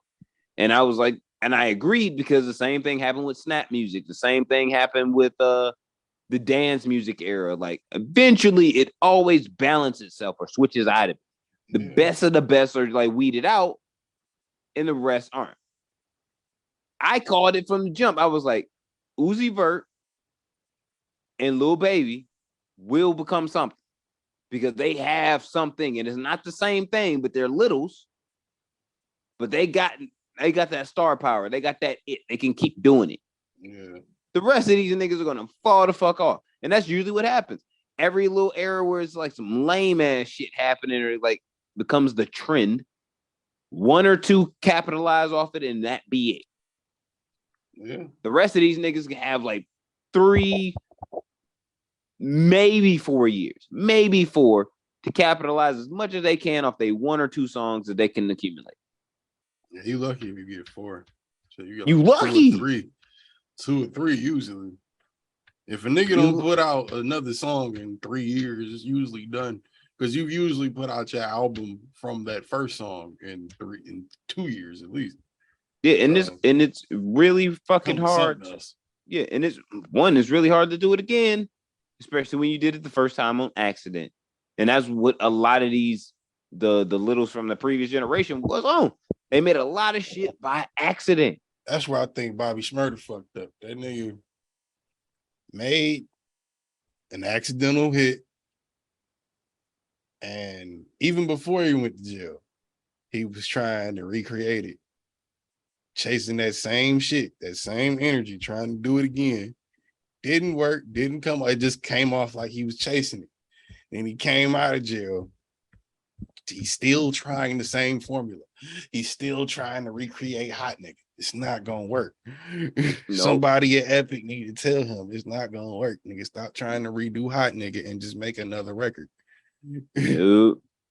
That's why I love, like, I actually grew a respect for Sheck West, because after doing Mo Bamba, he did not do a song anything like that again. Like, he was like, And I'm just like, you know what? I fuck with it because I'm like, you can really spit a little bit. Yeah, like you got some talent to you. You know what I mean? You just made one of them shits and was like, yo, if this shit caught, I'm like, let me do some shit. Let me really try some shit. And it was something to hold switch up and people still fuck with it. You know what I mean? Like, but you do catch that one. Like, you're right. You catch that one. That was a complete accident. And you just, you know what I mean? You don't really have nothing to come off of it.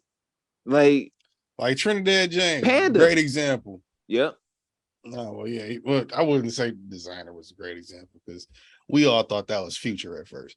So that doesn't really count. But Trinidad James, he had one.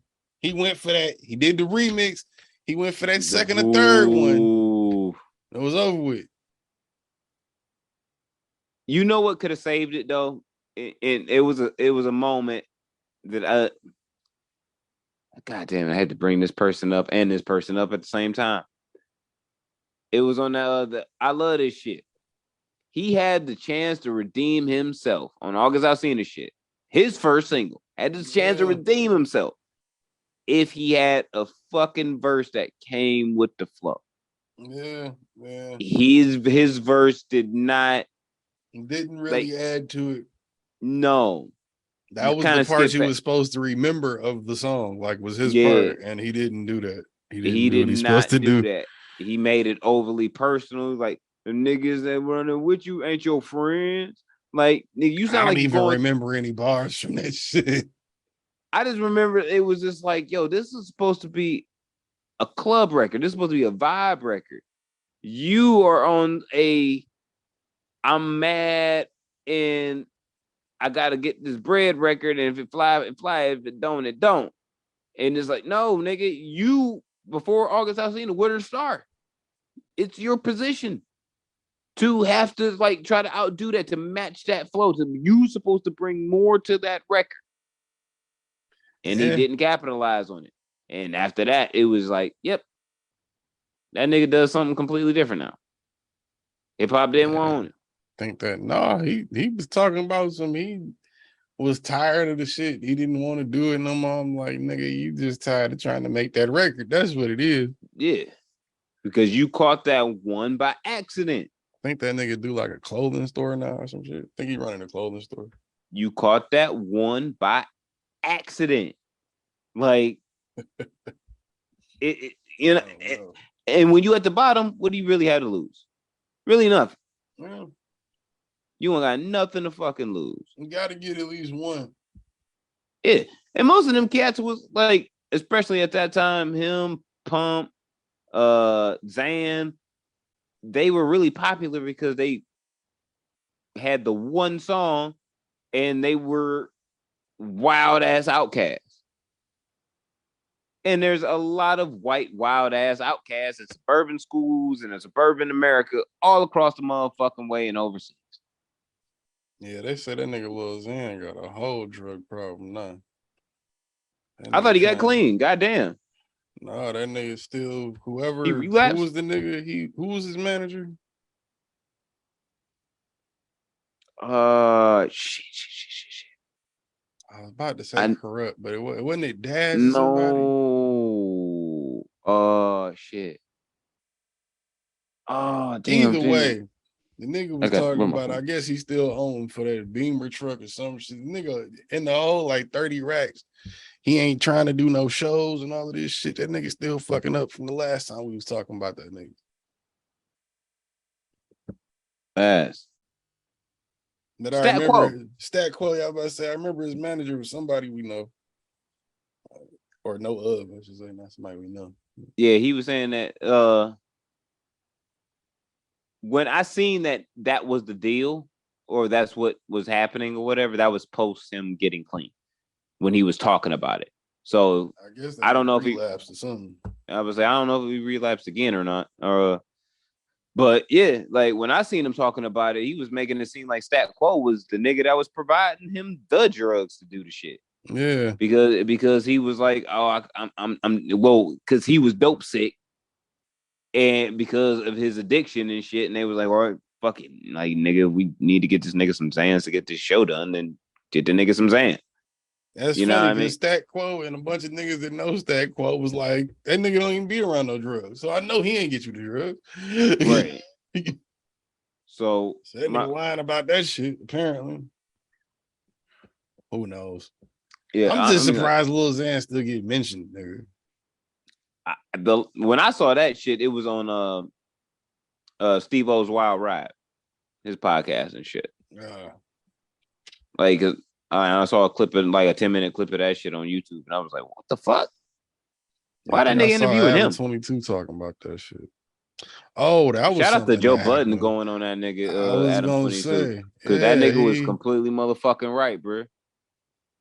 I felt like what Adam said was right. I felt like I was sitting. I felt like I was. Let me rephrase it and say this. What I'm trying to say.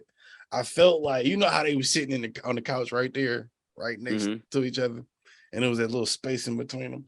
I felt like I was right there in the middle, because it was like, yeah, you're right. Yeah, you're right. I feel what you're saying. Yeah, you're right too, though. I felt like I was doing that the whole conversation. Yeah, but I think, and the reason why I agreed with Joe a lot of it, because it's Joe's still right. I mean, like, so what I'm Adam. saying, like, I agree with Joe majorly because of, and I can't believe I'm gonna say this about Joe Budden, the ethics of it is like, I agree with.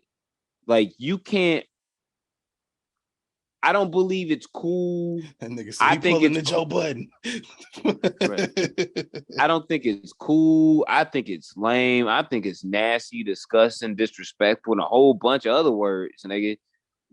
When it comes down to a lot of content creators, even sometimes when we do it, I don't feel comfortable about it. When something tragic happens and we do what we try to do, or do what we do to capitalize off that for views, to monetize our shit off someone else's pain. I think that is nasty in a lot of fucking different ways. Adam 22's whole shit is that, though. But that's also media's whole shit.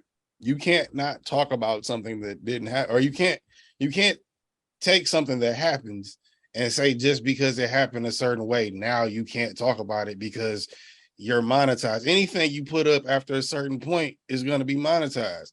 So, nigga, if everything I put up is monetized, it's not inherently nasty that I'm making money by it just because I'm talking about it. It happened. I talked about it, and my page is monetized. Those are three separate things.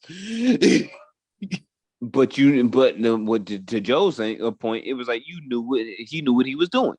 Of course, you know what you're doing, yeah. Because you know you're uploading it. It's gonna be a spike. When Kevin Samuels passed away, rest in peace to the God, it was like, oh shit, we have this interview that we didn't put out yet. Let's launch that shit because people want to fucking see it. And Joe is doing the same thing when he clips his podcast up and puts it up there and words it the way he works. They're doing it, playing the same game. We're all playing this game. That's why when Adam was like, yo, that's kind of a crazy take when you're in media. It kind of is. But then what Joe is saying is, you know, deeper than that when it came to Kevin Samuels. But it don't have when it comes to just media, like nigga, that's crazy. You know what I'm saying? It don't have to be like that to where it's like, you can politely talk about somebody and still monetize it, not trying to like, oh, I'm gonna make money off of this. Yeah, the point to where it was like, it's weird. It was a huge disconnect, and it was like, I just hated what like Adam's response on it, because I understood what he was saying, but it's like I hated the way it was. He was like, yo, like, of course I'm going to put, he's like, of course I'm going to do that. Like, he was like, but and oh yeah, Joe asked him, was like, well, if he wasn't dead yet, would you have put that out? And he kind of like paused at it, and it was like, he was like, no, you wouldn't have put it out. You was waiting for that moment to when it was going to be relevant for you to put it out. No, the interview itself was already out. He didn't put up a clip of it. They put up the clips. It'd be different. Like that's what I'm saying. When I was watching it, even Ice had to say that shit. Like he was like, okay, well, I thought you were saying he put out the whole interview when he died. Yeah, that would have been nasty, completely different. You did an interview with this man, you didn't put it out, then he dies and you put it out. That's nasty. If you put out the interview when you did it, and then you know it's going to be a spike in traffic if you clip the video and put it up there just to add to the swell of traffic already happening. You're not the only motherfucker doing this anyway. And everybody's looking to look at his videos for whatever reason. It's not inherently nasty that you having a monetized page, you go and then clip some content that you know is going to do well and put it on the fucking page. That's the whole business. You know, I'm gonna put it like this. I'm at least I'm gonna say where I'm at with it. Me personally, and there are ways to do it without being offensive. Adam 22 is Vlad 2.0. His titling is where it gets. That's where it gets messy. How he titles that shit is where it gets weird. But Adam doing 22 is not Vlad 2.0. I I don't believe that. Because I've seen Adam's interviews. Vlad. I've seen Adam's interviews, and what Adam was saying to Joe is right. He doesn't make niggas snitch on. He doesn't ask niggas leading questions like Vlad. Vlad be leading niggas into shit to see if you're gonna answer some shit, to see if you dumb enough to answer some shit. Adam 22 is a culture vulture. I've been saying that. Since No Jumper drop. And that's why that's beside the point. You're not like Vlad. I hated the whole thing is when we two different types of vultures. When that was but it became a popular podcast when we were just starting. And motherfuckers was like, oh, yeah. you gotta do a podcast. Oh, like No Jumper? Nah. Not exactly. But no, it was like, nah. We talk though. Like I hated that. Cause I'm like, we are not No Jumper. I don't like that shit. I don't like Vlad shit. I don't. And Adam 22 is nothing but Vlad 2.0. Because you can still do the same shit. You can still do the same shit that the other motherfucker before you do, but you can tell now because if you a clone of that person, he's not though. He is. How many No Jumper interviews have you seen?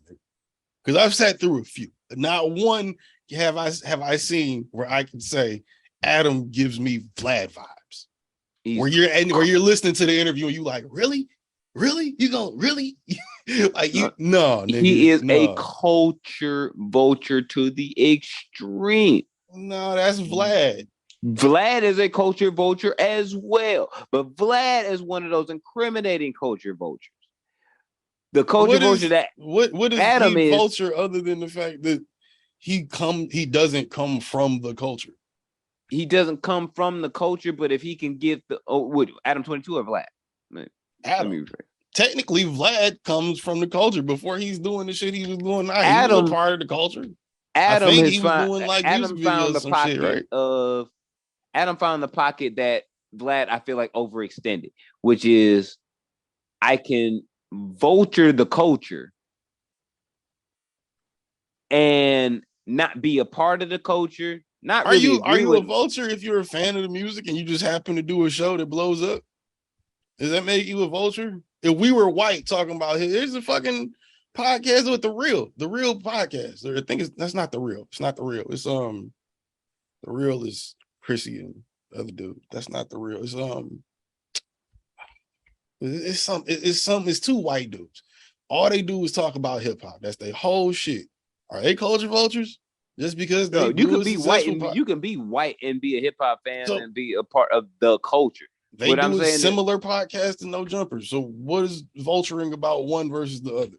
He's not you or I when it comes down to hip hop knowledge. Neither are they. But what about it makes it vulturing I'm sure, when you're just a fan doing the show? If you're a real hip hop fan, I'm sure you have more knowledge of, or at least more respect for hip hop than Adam 22. I think Adam 22 would tell you that's a lie because he loves hip hop more than anything. That's a goddamn lie. That's what he says. That's a fucking lie. How you gonna tell that man he lying about what type of music he loves? When that's what his whole career is based around that type of music. He hates the type of music that his whole career is centered around. That's kind of wild. Would it be the first time that a white man in America lied to you that had a media stream or platform? No, but I think it'd be the first time a white man like that went to that extent. Vlad 2.0. I'm not No. Yes. No. Yes. No. Yes. I have no love for Adam 22. I don't have no love for him either, but I've watched too many of his interviews to say he's anything like Vlad. I think and to say he's not a fan of hip hop, I think is ridiculous. How you can say a motherfucker isn't something based off how you feel about how they look or come off to you when you haven't even seen the content. I have seen the content. I'm not talking about you specifically. I'm talking about even with Joe and them. Nigga, I'm willing to bet Joe hasn't sat through many No Jumper interviews. I haven't sat through many. I've sat through a few, but I haven't gotten I'm sure he has. Vibe. You know who you're back. Like, he thinks about the podcast landscape the same way I do. Everybody opposite ain't with us. So with that being said, you know who your ops is. You know what they do. Yeah. You know how they conduct. I guess I don't know how it comes off like that, other than I get what Ice was saying, kind of where he was like, nigga, you know, the niggas watching it like from a different angle. That's true. But if I'm not of the culture, yes, I may be guilty of not thinking that deeply about it. Am I evil? Am I stealing things from the culture because I'm giving niggas a platform to get money and be bigger? Because it's not like he's selling niggas these spots. People are hitting him up and he's either inviting them on or they're hitting him up as it's not like he's charging money to come on the show. He's getting paid off AdSense. If he was charging rappers, that would be different. That would be gross. If he was charging rappers to come on No Jumper, that'd be crazy. He's not even doing that. Don't tell me this nigga doesn't love hip hop to some degree. He said himself he loved drill music specifically. That's why he interviews mostly drill rappers and gangsters. And yes, some of them come on there and snitch on themselves, and a lot of them apparently don't. I've seen some where niggas snitch on themselves, and I've seen some where niggas go, I ain't talking about that, bro. Chill. Seen both. So I don't know if I get that vibe from that nigga. I don't know. You voted Republican. I don't know about that. Well, you have a lot of information wrong. I can't blame you, you know. But before we get out of here, I gotta let that bitch breathe for JID album and shit before we get out of here. The Forever Story drop. Huh? He's overrated. I'm saying it. So was Eminem in 2022. Anyway. That's overrated than JID. All right. JID's album, like underwhelmed. I felt like it was underwhelming. I felt like it had to. See, I felt like it wasn't as good as DiCaprio 2. Like it like in my opinion, it was not as good as DiCaprio 2. The Forever Story is a good album. It has good music on it. Does it have the cars, like all the car slappers that DiCaprio 2 had? Nah. Is he saying some shit on it? Yeah. Is the shit that he's saying on it completely cohesive to the reasoning or the point to where he's at? 50-50. In my opinion, it should have been better. Like, this should have been the album that had all the Kendrick slappers that weren't on Mr. Morale and the Big Steppers. Like, he should have took that lane of, all right, Kendrick had a low-key album. I'm about to smoke this shit with bangers. Because JID is a son of Kendrick. So it's like, all you gotta do, you the southern kin to Kendrick. All you gotta do is make all them bangers that he missed out on, that's not like in 95 and shit, and go hard, and then just have a banger filled joint with some lyrics on that bitch. All you had to do is I felt like for damn near 5 years worth of a goddamn wait for an album, I feel gypped on that one. I feel a little hurt. But like I said, it's a good album. but it was underwhelming for the wait. It was like a year in between. About mine. It was like if it's a year in the wait, all right, cool. 2 in the wait, all right, cool. 5, nigga. So mine been 7. What you gonna say about mine? I'm gonna smoke yours. if that shit trash, I'm gonna smoke that shit. I'm gonna smoke it, roll it up in a raw paper, real nice and firm, and smoke it. Fuck out of here. I feel it. Like I'm gonna keep it real with you, my nigga. I'm gonna keep it real. I'm gonna keep it 100. I would hope so, nigga. And I was really. I'm gonna get like this is what I'm gonna say right now in this moment. I'm gonna give that album a C+. The Forever Story gets a C+ because of what the previous project was trajecting, and it was not the same match towards that trajectory. Right. And there's way too like long of a time in between projects. Like that's, I know that's J. Cole's guy. Like that's your artist that like your main contender. But Earth Gang album is better, like significantly better. Like like I'm still blasting Earth Gang out, still right now. And like right now, listen to it the other day. Still fire. JID's album, it's not good. It's good. You know what I mean? It's good. But I got a Earth Gang album like a year and a half ago. Well, technically 2, yeah. But last when the album came out, yeah, year and a half. Year and a half before the last one. And it's significantly better than the other one. Yeah. Cool. I'm good with it. This would be a B album at the very most if it was a year and a half apart from DiCaprio 2. But C+ in it, because there's mad lyrics on it. The production on it is really good. But it's not what I would have expected and or wanted as a fan of JID from the next project following DiCaprio 2. Okay. You can like the verses from the Dream Chasers, Revenge of the Dreamers 3, Joiner dope. The verses he has on Earth Gang album is dope and shit like that. Like the features is good. The features project a trajectory that's even further than that. If production was at any lower level, this would be a D+ album. Damn. Like there is things. So the production is doing a lot of the lifting, is what you're saying in that C+. What I'm saying is like if anything was lacking, let me put it like that. If the lyrics were lacking a little bit less, this is a D+ album. If the production is lacking a little bit less, this is a D+ album. If this album is 3 songs more than what it is a D+ album. But I'm gonna give it the C+ because, like I said, production is really good. Lyric value is very good. May not be a lot of replay value for it. Like I said, you don't got them car slappers. You ain't really got them like a really real good club record or, you know what I'm saying, anything of that value.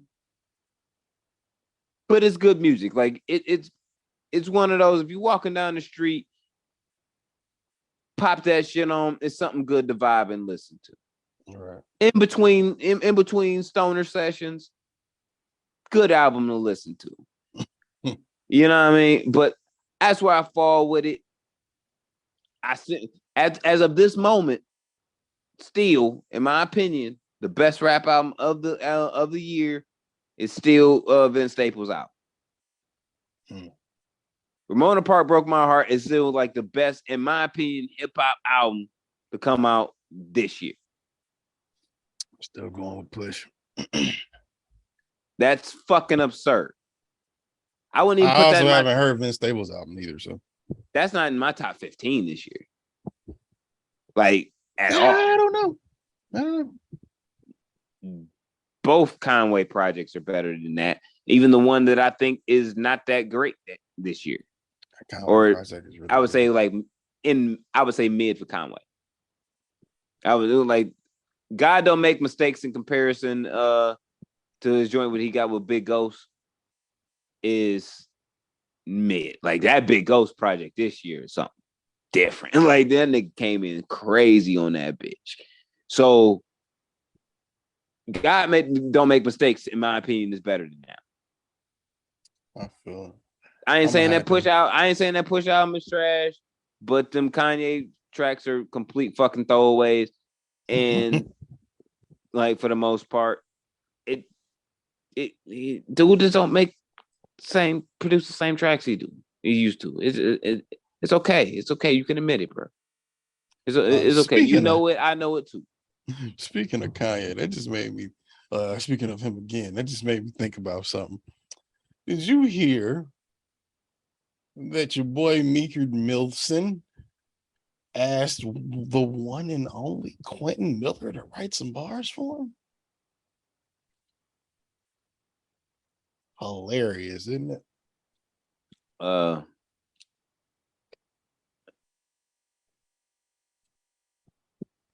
Yeah, that's what I said. That's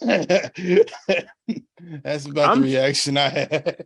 I'm trying to really decipher whether I'm like, can I really say Meek Millson's his man's though for me? And I'm like, that's your man's. You be defending every chance you get. You just asked me last week, bro. Why you always hating on me, man? No, I asked you that because you really be coming at that nigga like, yo, like, I just think his stupidity is entertaining. I'm sure you do, but he's like a grown fourth grader. Have you seen his tweets, nigga? Look, I understand yes, I have. I follow him on Twitter. It's hilarious. It's hilarious. Like, I understand wholeheartedly where you coming from with it. But for me, I'm just like, yo,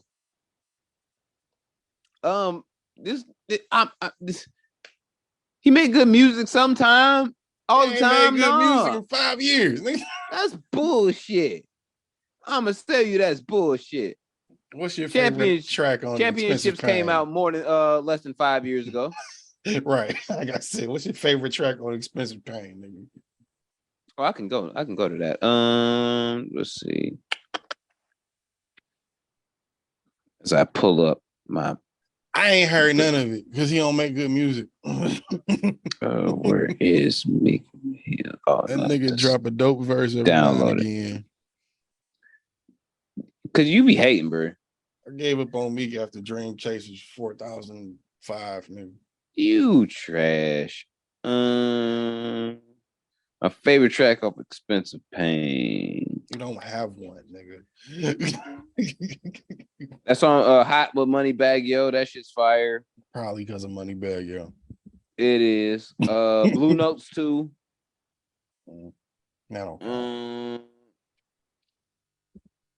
Angels.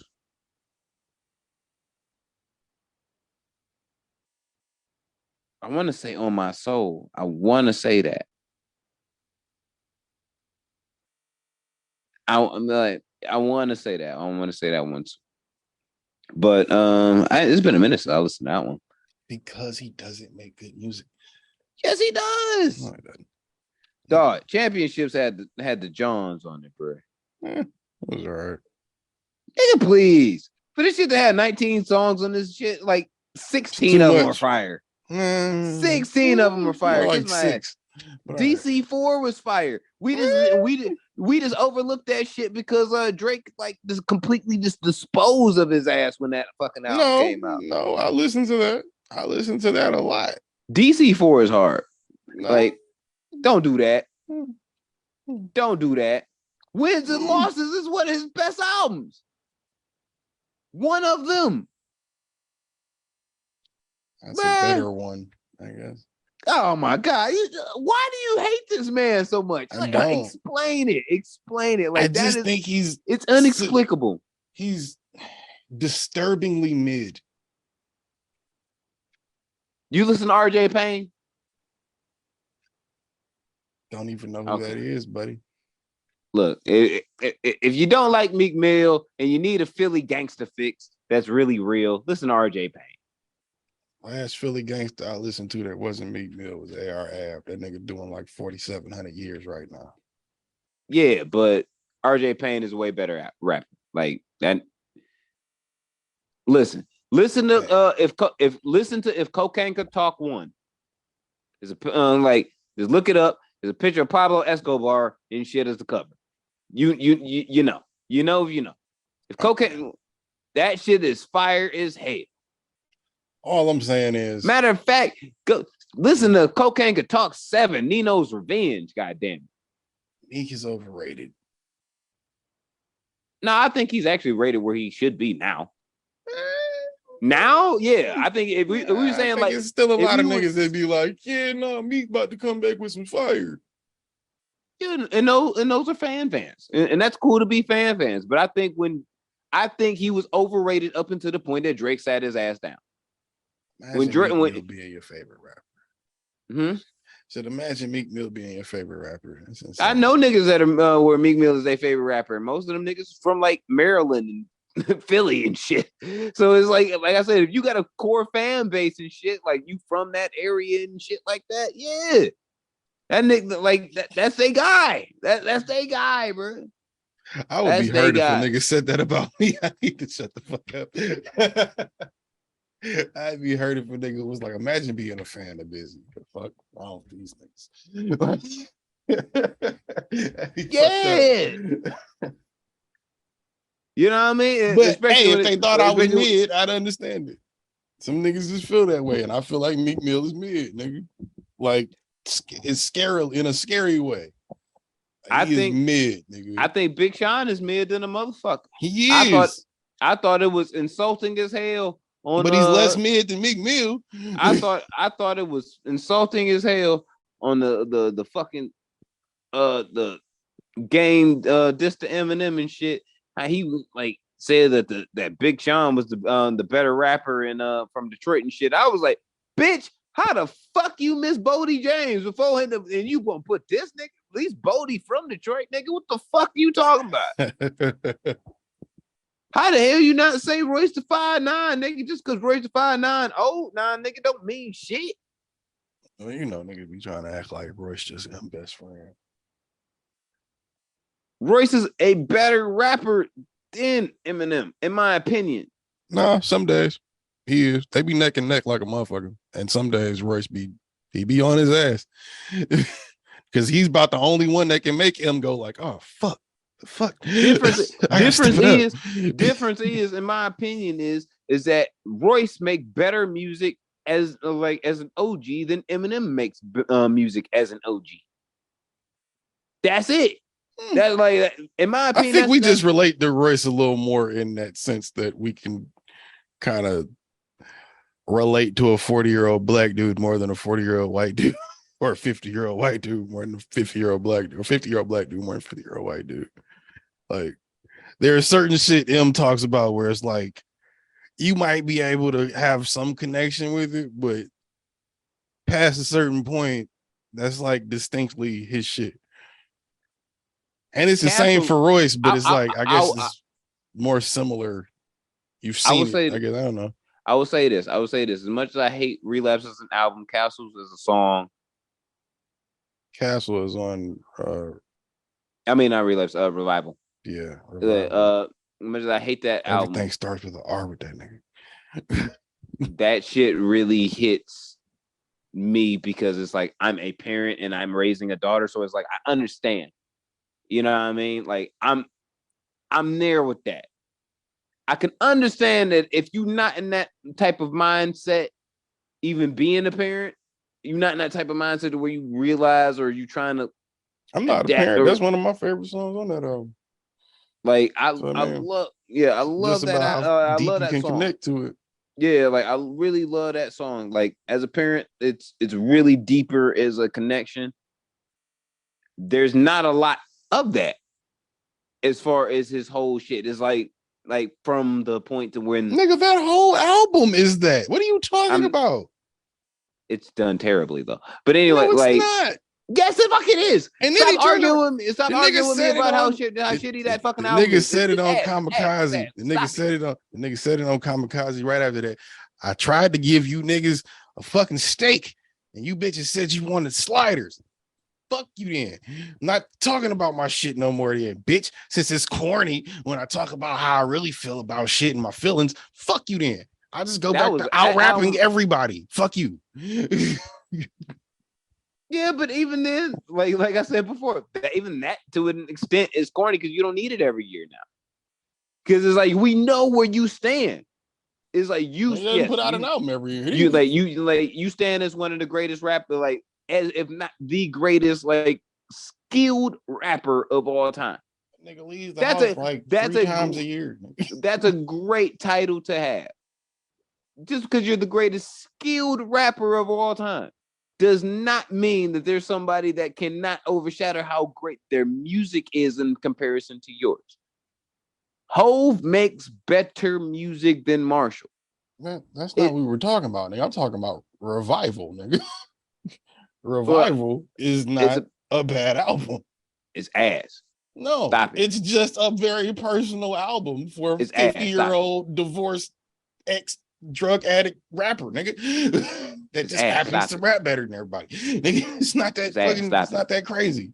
First off, everybody that was like, well, we need more personableness from Eminem. And then he been giving you personableness.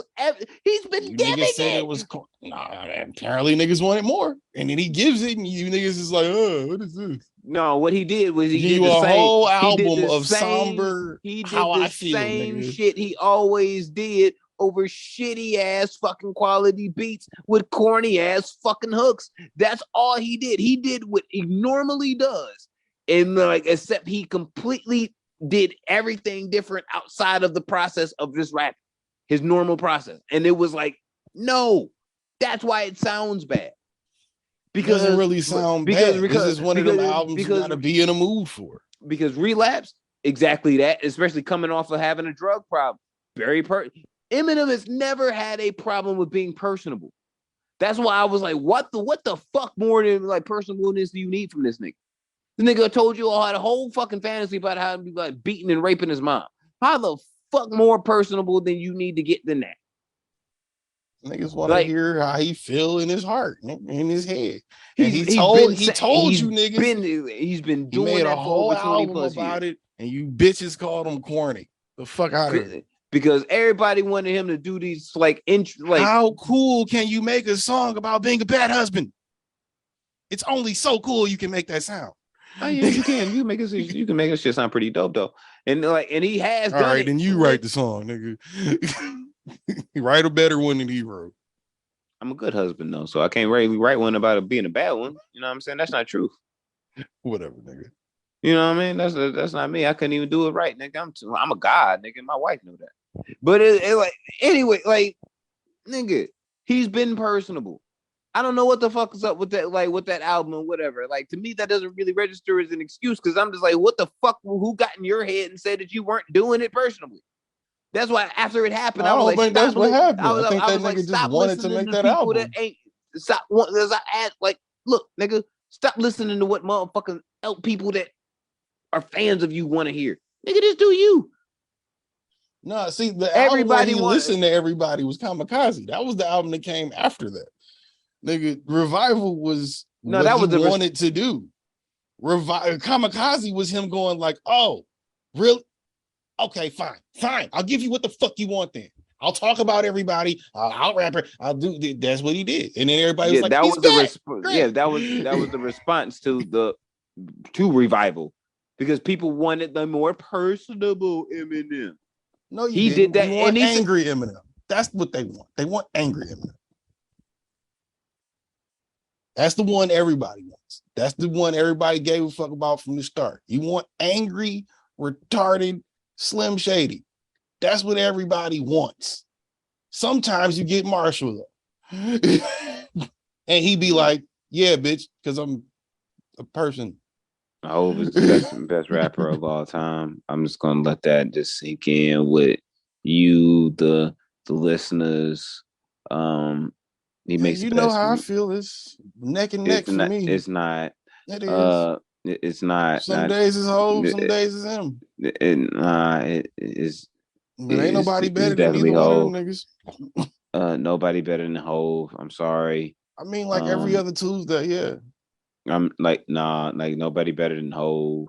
I've like, if you want to tell me that you like that somebody's better than Hov in my face, that's cool. I'm gonna poke you in the eye, like just because that's an annoying thing to happen to somebody, and you telling just lies and slander, like, and that's just rude. I don't think you should do that to people. It's actually inhumane to just lie to somebody's face like that, like, and disrespectful. It is. It keeps the world going around, literally. You Nah. know how many people would be divorced if they didn't get lied to in their face daily, nigga? See, that's why, like, see, that just tells me you know how many children would be running around. That tells me right there. there. That tells me right there, right there. Because their parents getting divorced because they didn't tell a lie, nigga. There's no respect there, Bishop. There's no respect. That's the problem. There is no respect there. Hey, do you want the kids to stay happy or not? Sometimes you gotta live a fantasy. Some motherfuckers can live a dream. You feel me? In the great words of the late Bernie Mac from Soul Man,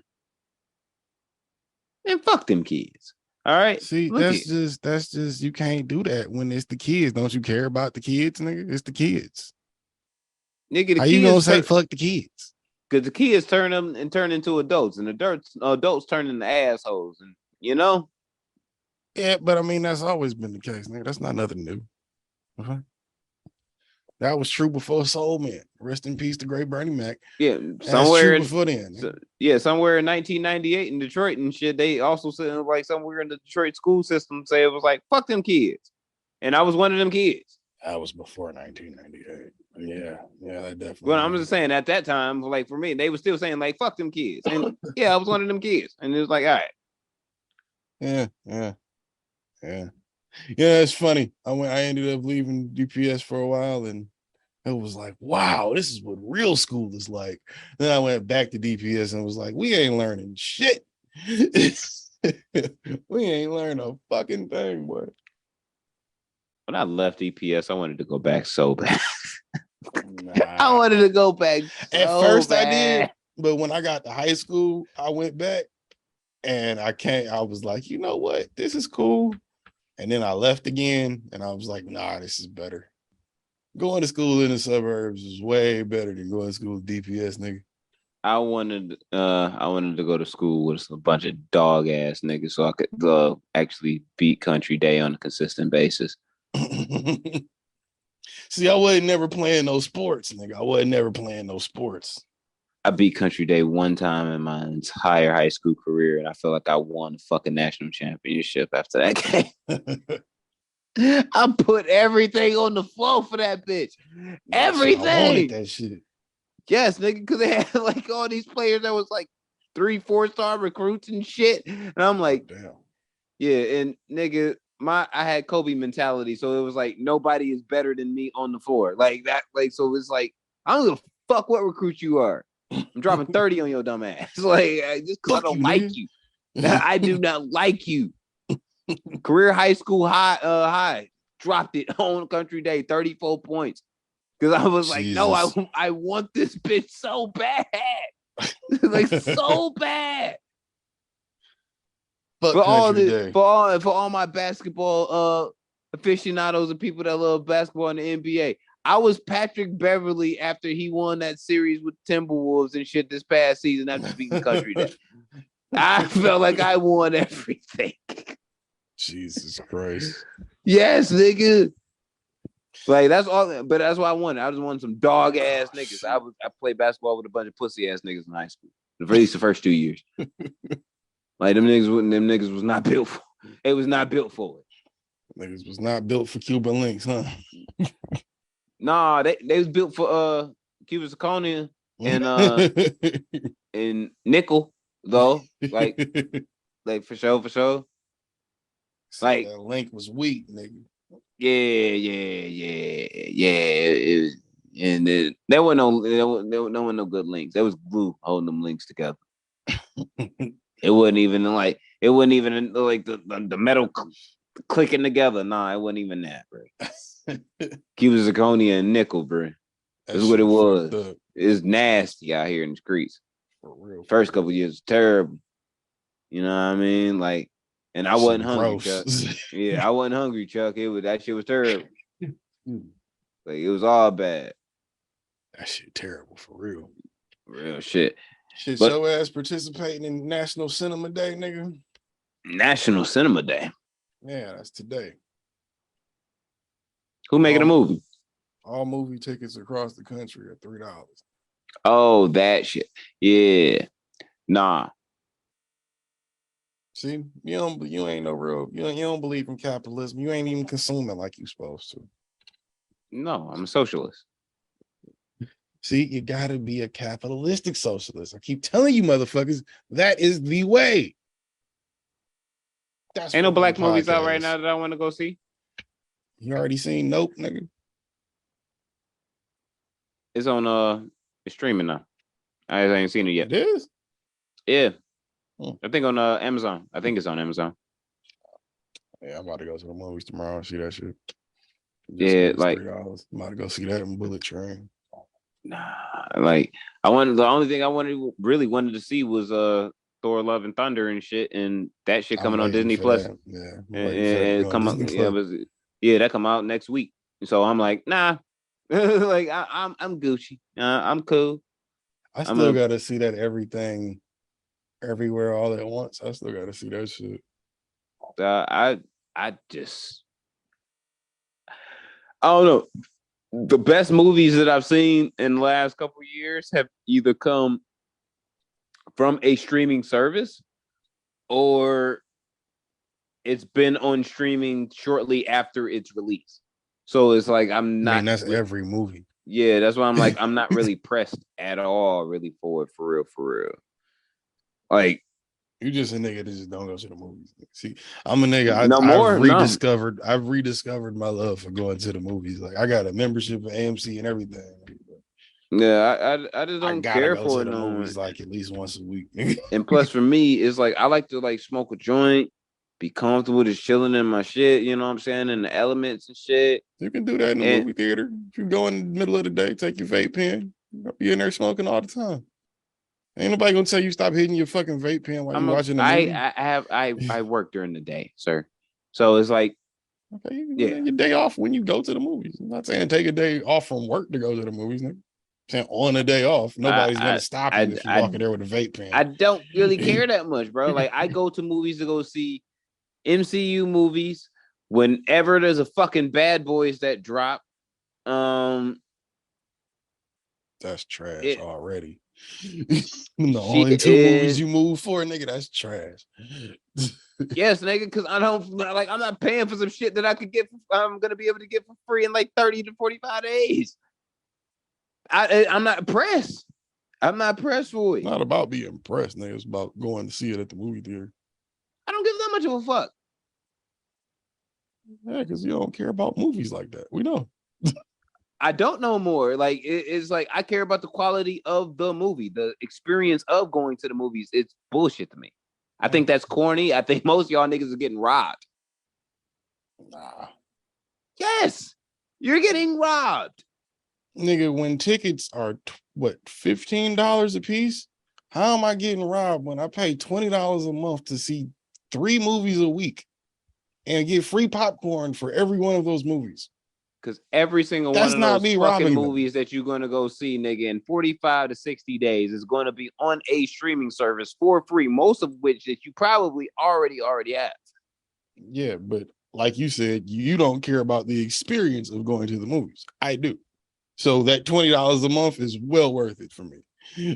Because I actually like going to the movies, taking people to the movies, going to get popcorn, sitting in there smoking on my vape pen, watching shit in IMAX, nigga. I don't have IMAX at the crib. I want to see some shit in IMAX. This is me, though. Now, would I pay $40 for 2 niggas, $60 for 2 people, full price to go to the movies once a week? Fuck no. But a dub a month, nigga, hell yeah. I'm in that bitch every week. Nah. I can sit up in this crib, smoke this fire that I smoke and shit that's mostly too strong for most individuals because they lungs pushy. And I like sit up here and coast and just watch it, like, you know what I'm saying? Watch a movie. I pause that bitch, get up, take a piss, come right back, press play on that hoe. You know what I mean? With that being said, are you going to see the extended version of No Way Home? Because that's going to be in theaters. I don't think they're putting that one out on. They said that one's going from theaters like straight to DVD, I think. Because I don't think they're going to put that one on the streaming service. Because it's just the extended. It'll be like on the the deleted service. scenes or some shit like that. I don't know. It'll be on the streaming service. They probably throw it on Disney Plus or some shit. Yeah, but category. Like, nah, to me, they got No Way Home on Disney Plus already, don't they? No, it's not on Disney Plus. Sony owns it. Sony owns it. Fuck, I think maybe on Amazon. I don't know.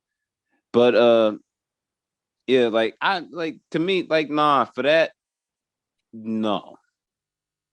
Like I like the Spider-Man shit, but it's like if it's that much to where it's because it's just called the more fun edition or some shit like that. It's supposed to be like an extra hour's worth of footage. It's the same movie, just with like an extra hour worth of scenes in there they cut out, basically. That was more like action and more fighting and shit like that.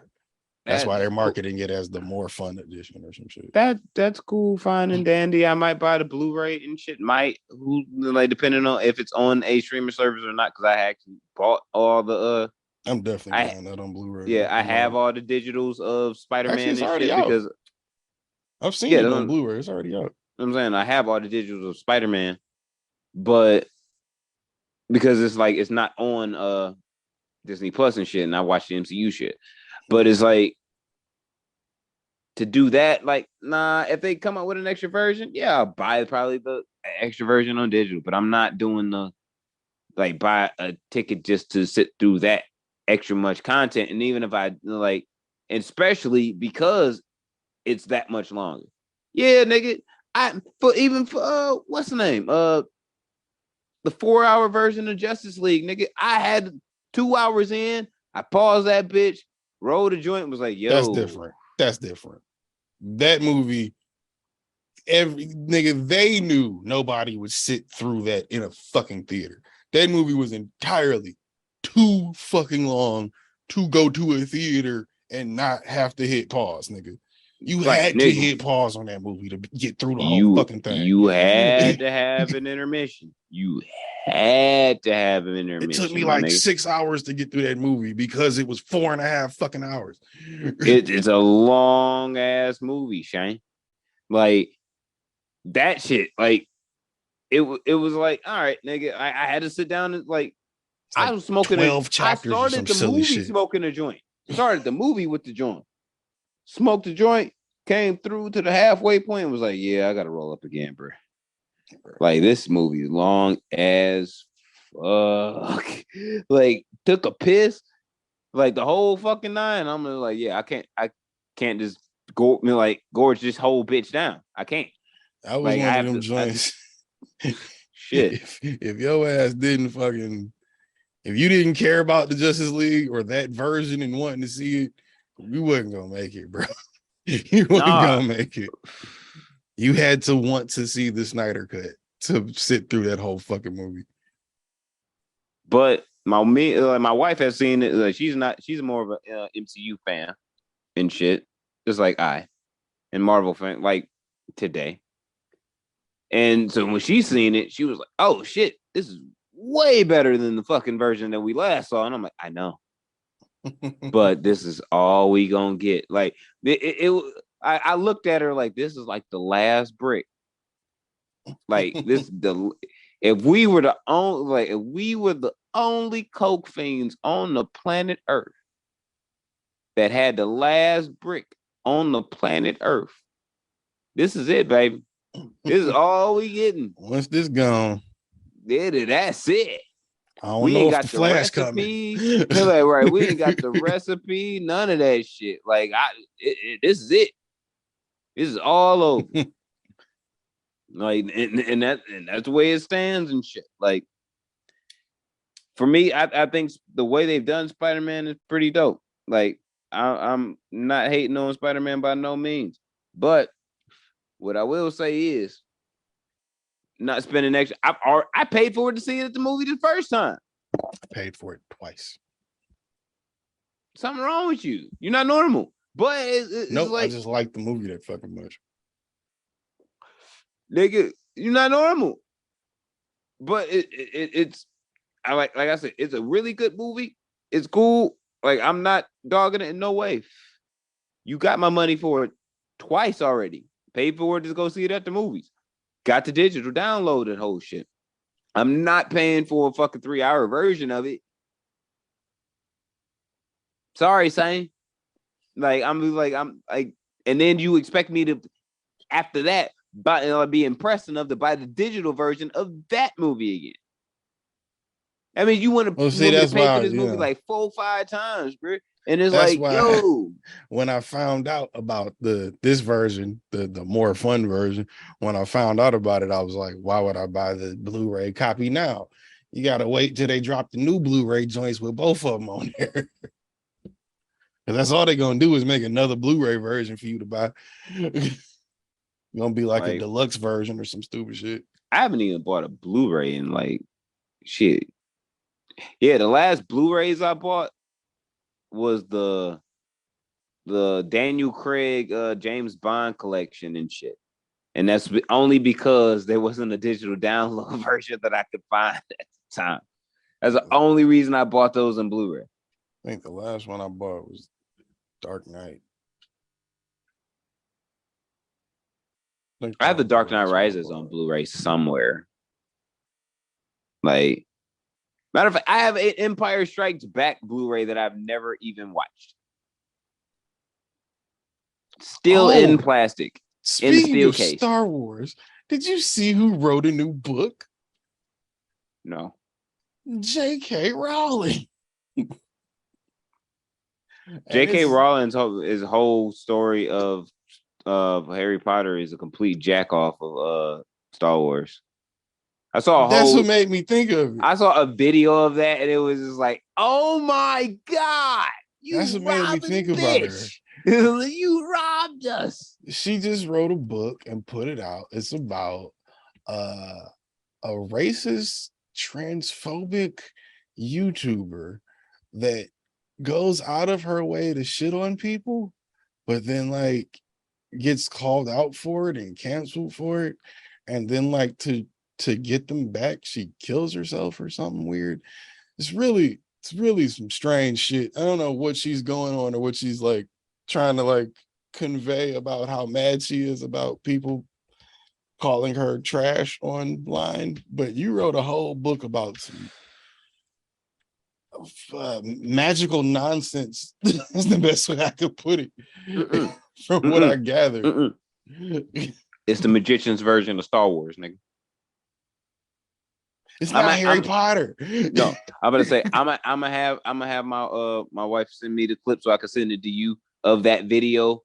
That pretty much is the breakdown of the comparisons between Star Wars and Harry Potter that are the exact same. I've seen clips of it on TikTok. If it's the same video I'm thinking of, I've seen clips of that shit on TikTok. Because that's when I was like, yo, that kind of makes sense. I was pissed. I was like, yo, this bitch really robbed us. I mean, think about it. If you a homeless motherfucker on the train writing a book and you get that first one done and it's a hit, yeah, we got to make this thing. We got to come up with some sequels. What's the best story to pull from? Who did it first? You know what that tells me? You know what that tells me? If I'm George Lucas, I'm calling my lawyers immediately. And I'm gonna do the nastiest and greatest hostile takeover of all time, which is I sold Star Wars to Disney. That nigga didn't even want that no more. But have continued interest as far as value, as far as ownership. Not as far as fucking legacy. No, but he still makes money off of every single piece of merch, movie made. Yeah, we know that. That He nigga doesn't give a fuck about what they do with it. That nigga a businessman for real. He thinking like 4 or 5 moves ahead before he like when he sold Disney, sold to Disney, nigga, he was already knew what he was gonna do with that money before he even had it. Oh yeah, that's a fact. Like that nigga. That's why it was kind of depressing because it's like, oh, he don't care no more. Damn, he really don't care. He care. He just not gonna be. He's not that guy no more. He's not gonna come in and be like, hey, stop doing it like that. We got to do it like this. He doesn't care anymore in that aspect. To be like the integrity of it. That's the word I'm looking for. He didn't care about the integrity of it. He's gonna let Disney do whatever the fuck they want. He doesn't care how the movies turn out anymore. They own majority share. He's gonna make his guapanese forever off of like the last of his ownership that he does own. Nigga, we Gucci as hell. But what I would do is like, I'm gonna sue the shit out of these bitch ass niggas, and then I'm gonna own Harry Potter, and then I'm gonna have that bread. Like, cause this shit is fucking like, cause what I did create, you mimic that. The whole bitch. You don't get credit for ideas like that. That's not how that works. The only fucking difference is Voldemort is not Harry Potter's father. That's the only fucking difference. That's cute that you want to try to sue a motherfucker for that, but that's not how that works. It can. No, it George can't. Lucas. No, it can't. It can if I'm George Lucas. No, it can't. Yeah, it is. No. Yep. Because guess Even what? If he wanted to do that, he has no way to prove that there's anything being infringing on his property or on his IP. All the motherfucker did was steal your blueprint. If that was illegal, a lot of motherfuckers wouldn't be able to create the things they've created. Everybody steals from somebody, nigga. Yep. You usually end up stealing a nigga's blueprint to do your thing because you need a framework to start from. But every motherfucker that creates off your framework, nigga, ain't worth suing. That's worth suing for. Yeah, that's what I'm saying. And like, that's corny because if you're not gonna sue everybody, then don't sue the person that made it work for themselves. That's corny. Nigga, I think it's whack as hell if you like. You should be happy that you was influential enough to be that dope to that nigga. If you use the framework that I had and you only made $15,000 and I sue you for fucking $20,000, nigga, that shit's whack. It would piss me off more that you made something trash with my blueprint. I'd be happy you made something dope because that lets me know, A, my framework is that dope, and B, bitch, you know you wouldn't be here without me. I don't even need to sue you. That just solidified how dope I am. If I'm George Lucas and I find that out, you just let me know I'm just as genius as these niggas told me I was. This Star Wars shit is that dope, bitch. It was that shit. Look, if I rob you, I rob you. If you put yourself in a position to be robbed because you need to be, I'll do that. Especially if you walking around with the framework of my shit. Because my shit is my shit. Nigga. That's it. My shit is my shit. That ain't how that work. Shit. It'd be cute if it did, but that ain't how it work. Look, I see somebody walking around this bitch with a TM2M shirt that we did not create. That's infringement. That's different. That's not what she beating did. Your ass. Oh, wait. I'm beating your ass. And suing, but that's infringement. So that's different. I'm beating your ass. That is direct infringement. You just took our shit and then just said it was yours. If I see a similar duo to you or I, just walking around here like doing this shit and doing the same shit as us, but instead of Busy 93 is Grizzly 94, Pedro Martinez. I was gonna say Jose Cuervo. You know what I'm saying? Like we do. I'm saying if we doing that shit, if we doing that, I run across Pedro and Grizzly. Guess what? I'm beating the shit out of both of them niggas with baseball bats and hammers with the fucking handle fucked up. So you know when I hit you one of these times, nigga, the handle gonna break and it's gonna hurt more. Well, see, it's different though, because what if they just doing a parody of us? Can't do that. Can't be mad about it. They just making fun of us. And they just doing a parody of, oh, we're acting like those two. That's not. Yes, I can. That's not infringement. I mean, you can still beat their ass, but then you just look like you can't take a joke. And then I'm gonna even laugh at you on the show about it. I'm gonna be like, damn, you got that? I heard about niggas doing the parody of us. Supposed to hide that, nigga. No, fuck that. I'm a real nigga. I'm gonna beat your ass. I'll give a fuck. Why are you so emotional about a nigga making fun of us and how we do it?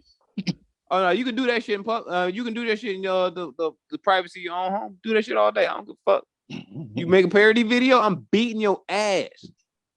It's be like TN2M be like, and then just niggas start acting like us. Boom, boom, boom, boom, boom, boom, boom, boom, boom. Nah, I'm telling you, stop playing. Hey. Beating the shit out of you.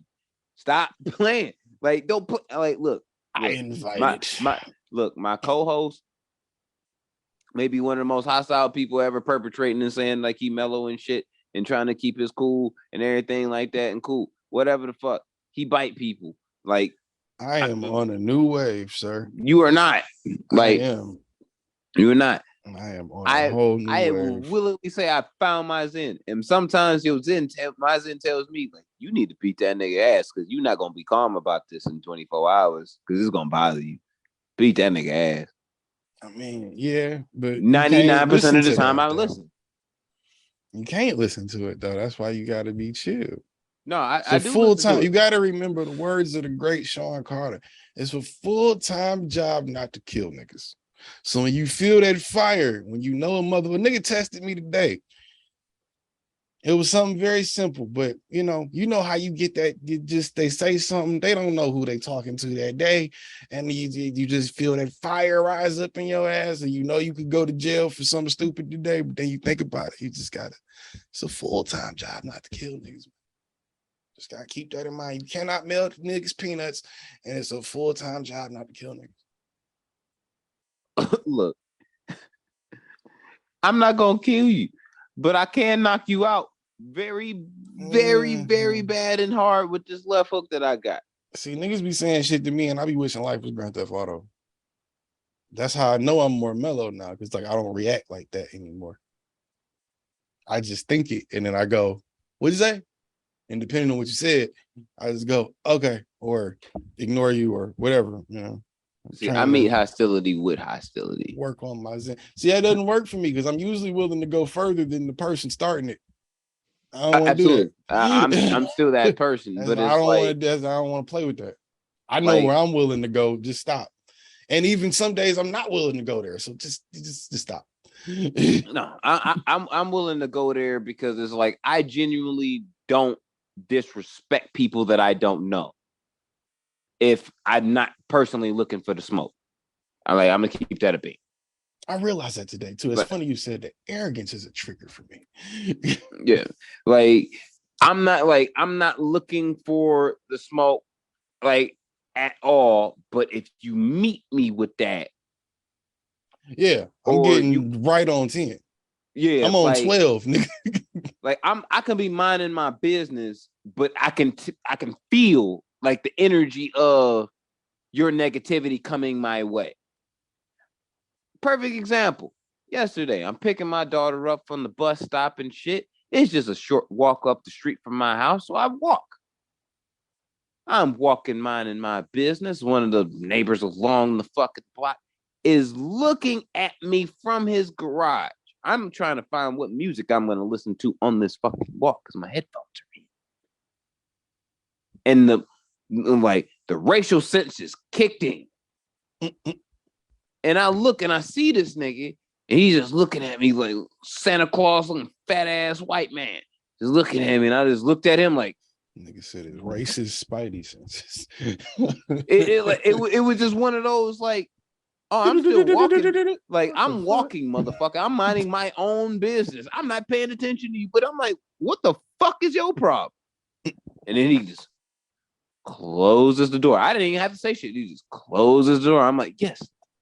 I got one better. Mind your business. I'm minding mine, bro. Like, we don't even have to have any type of, this didn't have to happen. I got one better for you. Like, dog. earlier today or yesterday now. My mom had a doctor's appointment. I go to the doctor, sitting out in the lobby. Nobody's bothering me. I'm out here in the lobby by myself. The nearest person is at least 150 feet away from me. At least, because I'm that far down the hallway from the desk. I'm down here in a little lounge by myself, but it's in a hallway, open hallway. I'm sitting there watching TikTok. I got my feet up on the table. I'm laying on this little couch, kind of slouched down, my foot up on the coffee table, mask off. I'm in the hallway by myself. Security guard walks down the hallway and says, you put your feet on, I don't know how old he thought I was, but he was like, you put your feet on tables like that at your house? Where's your mask at? Huh? Excuse me? I said, actually, yeah, I do put my feet up like that at home. And nigga, my mask is right here. Can I help you? He says, put your mask on. I said, I'm over here by myself. Who is it hurting? You can put your mask on and you can get out. And the only reason, that's when the fire rose up in me. The only reason I said, okay, mask on, took my feet down, let him walk away. Only reason I did that was because I was at the doctor's appointment with my mom. It's one of them things you just, do you attack? Do you burn the hospital down? Or do you just, for the sake of your mom's having a cool appointment and not causing no problems, just go, okay, cool. Because I really wanted to hop up and strangle that motherfucker. But I couldn't. I think that's terrible delivery. That's terrible delivery. You can't do that. You came at me with zero respect, nigga. None. Out of nowhere. Nowhere. And I'm like, who are you talking about? First off, the foot question, the foot on the table question. How old do I look to you, my nigga? I know I look over 25. And you don't know where I live at. So, bitch, don't you put your foot. Who are you talking to? Yeah, nigga, I have my feet up on my coffee table, nigga, and like, guess what? I in a hospital lobby asking me, what am I doing? Nigga, what? Well, put your mask on. I'm here by myself, nigga. Wasn't nobody around me till you walk down here. And you got a mask on, so technically you're fine. Anyway, but I held it in. I said that mantra to myself. It's a full-time job not to kill niggas. Put my mask on, kept watching TikTok. Just like no, I'm brazen and I'm bold. I'm sorry, I'm brazen, I'm bold. But it's like you gotta go. Do you do that or do you just go? I feel like if you was at your daughter's doctor appointment and that happened to you, what do? You gotta just go. Okay, yeah, all right. You kind of just gotta eat it. No, with that type of disrespect, it would certainly be an explanation of where I'm at, what I'm doing, and then it would be followed by a direct. See, that's too triggering for me. Once I get started, no, it would be no. It would start going back and forth. I'm gonna just break it down like this. I'm here for my daughter's doctor's appointment. She's in there with the doctor. And he hit you with the, okay, that's cool. Put your mask on and get out. That's just gonna make you angrier. No, it's a straight up. It's like, you will not disrespect me and order me to do shit on any grounds whatsoever. Because if I have to get the fuck up, well, you can get out. You can get out. All right. See, that's what I'm saying. You just go into that cycle because then you gotta have that response, and then you gotta leave, and then you want to come back and shoot a nigga, or you want to come back and strangle a nigga, and you still gotta pick up your daughter. So it's like, no, I'm gonna punch you in the fucking throat. Put the mask on. I'm gonna punch you in the fucking throat when you like. I'm gonna kick you in the ass and get your ass down to the next fucking stop you gotta make. Get the fuck away from me. That's probably not gonna happen though. Real life, it's probably not gonna happen. No, that's what you want to do for his sure. His dumb ass is gonna come up and come back 5 minutes later with like 2 or 3 other motherfuckers, and I'm like, all right, then this is a big deal. You're not attacking nobody in a security guard in the hospital and thinking you're making it out the hospital, nigga. That's not how hospitals work. Look, I don't give a fuck. But you're not gonna at the end of it when I'm detained, I'm be like, yo, you sent mans over here that got his ass whooped to try and say some shit to me on some disrespectful shit. I don't give a fuck who you are and what you a hospital. No, they probably didn't. Because if it was that scenario that happened to me, dude, I think he probably just because I'm sitting in front of the camera. So I think he just saw me on the camera and just wanted to fuck with me. Like just wanted to walk down the hallway and say something to me. Because he did that, and I didn't see that nigga again until I was leaving downstairs, and we just made eye contact, and I just looked at him. He looked at me, and his eyes darted off real quick, because I just gave him that look like, yeah, all right, bitch. But that's what I'm saying. Like, nigga, most of y'all niggas do not want no smoke for. Get the fuck away from me. Like, but it was just I could immediately. You want to make it that? If you want to make it that, it's one of them. It's cool. I could immediately tell he was one of those. He wanted to make it that. He wanted me to pop off. It was one of them joints. He wanted me to, bro. But it was like, all right. And on top of that, too, I'm sitting there with my mom's purse. All right. Cool. I'm going to shut up. But bitch, if your ass wasn't security, you wouldn't say shit to me. No. Yeah. Most times it's not even that, bro. Like they will not. If you ain't got that little shirt on, a little badge on, feeling like motherfucking super cop, you ain't walking up on nobody. No. Niggas just gotta get their little power stroke off. Nigga, like, why you gotta do that shit with me, dog? Like, I am not the one to test your arrogance on, nigga. Stop that. Oh yeah. It takes a lot not to full-time job not to kill me. even when it's not even that. I would say this in the same regard that if that same scenario happened, I'm the wrong nigga to run into. Even in the police shooting, I'm the wrong nigga to shoot and survive. Because if I survive, I have won the lottery. I know I have, and we pimping this system to the whole. I'm well, in Grand Theft Auto, you can do what you got to do, baby. Yeah, respawns are real. I'm gonna say, like, if I live, respawns are real, sir. Man, like Michael Pena said in Narcos, nigga, you fucked up, that's it. You fucked up. You didn't kill me. Oh my God. I'm the wrong one. Bro, I'm telling you, that shit had me hot. Oh, I can imagine, man. Just respect people. I respect people. Matter of fact, if we got any Swedish, Swiss people from Denmark and shit, the places of peace that's listening to this Copenhagen. That was the name of the city. Shout out to y'all. Like, shout out to y'all, because y'all be living on like an honor system and shit. And I think that is really fucking admirable, because all it really is y'all motherfuckers is just like, let's not be an asshole to the other motherfucker that's next to me. And that's just shit how humanity should live. But y'all get it. Shout out to y'all. It's a fact.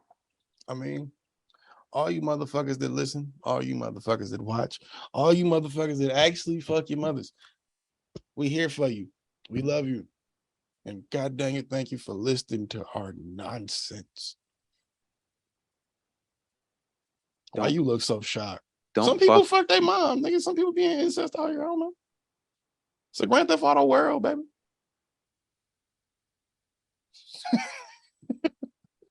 Is exactly why you shouldn't listen to too much Marshall Bruce Mathers III, and why Hove is the greatest artist of all time in any genre. I will fight over that, and yeah, I'm cool. I mean, better than Pearl Jam, nigga? Episode 220, Millennials Podcast, House of Spades Media. I am the one and only Jose Ortega, joined by my stupid and completely delusional and hallucinating Taylor Swift dog co-host, Bishrick 93rd. We will be back next week. I hope. I'm just saying Katy Perry is out here, but all right. This nigga is about to have an aneurysm worse than Dr. Dre did because he is out of his mind. Pray for him. We love y'all. Everybody, like, share, subscribe. Once again, tell your grandma's dog, tell your pet friend's turtle, tell your neighbor, tell your neighbor's neighbor. Your neighborhood squirrel. Yeah, tell your neighborhood squirrel and shit. You know what I mean? Like, they can listen to shit on the phone when you just drop that shit on, when you press play and shit. They, you know what I'm saying? They can hear shit too. If you like me and you got little baby frogs jumping around in your yard, tell your clerk, slap some little headphones on them too. AirPods work. Tell your clerk at your local liquor store. Who else? Tell the stripper that you know that's been tricking you for an extra $75 and shit every time you go to the strip club and shit. Tell her. Make a new Instagram, a fake one. Go find that ex that broke up with you and blocked you. Send her the link, nigga. Tell her. Tell her. Yeah, that's a great one. Find the nigga she cheated on you with. Tell him. Tell him too, so they can love it together. I might. And then y'all all got something in common again. And common, y'all can all be friends. Threesomes all around. Matter of fact, that's wild if we bring niggas together like that. That's God. That's God. That means we doing God's work out here. That's God. If we repairing homes, nigga, we doing God's work. Yeah. Repairing broken homes, one shitty, ridiculous joke at a time. Matter of fact, you listen to this on a Saturday and it happens to be one of your homies' weddings and shit. Like, tell that bitch that you really want to fuck as a bridesmaid, but you wasn't a groomsman and shit, so because you wasn't that included. You know what I mean? Tell her how you really feel, and right after you tell her how you really feel, then you tell her about this podcast and tell her it's the greatest thing ever on the planet Earth. You do that too. If you dating a chick that don't know you like anime yet, and you have yet to spring that on her, when you pull out the Pokemon cards and you turn on Crunchyroll, make sure you have this on and the speaker in the background so she know about this too. Matter of fact, on top of that, if you are at a furry convention and you so happen to have nothing going on in the room when y'all having one of those first orgies and shit, throw this shit on and tell all of them about it too. They're called fur parties, but okay. Look. Don't tell me things that I don't know that I don't need to know. You brought it up. We was getting creative. Like, bruh, this was Raekwon and Meth right there. Like, why'd you stop? At fur parties, nigga, they see interesting. I don't know.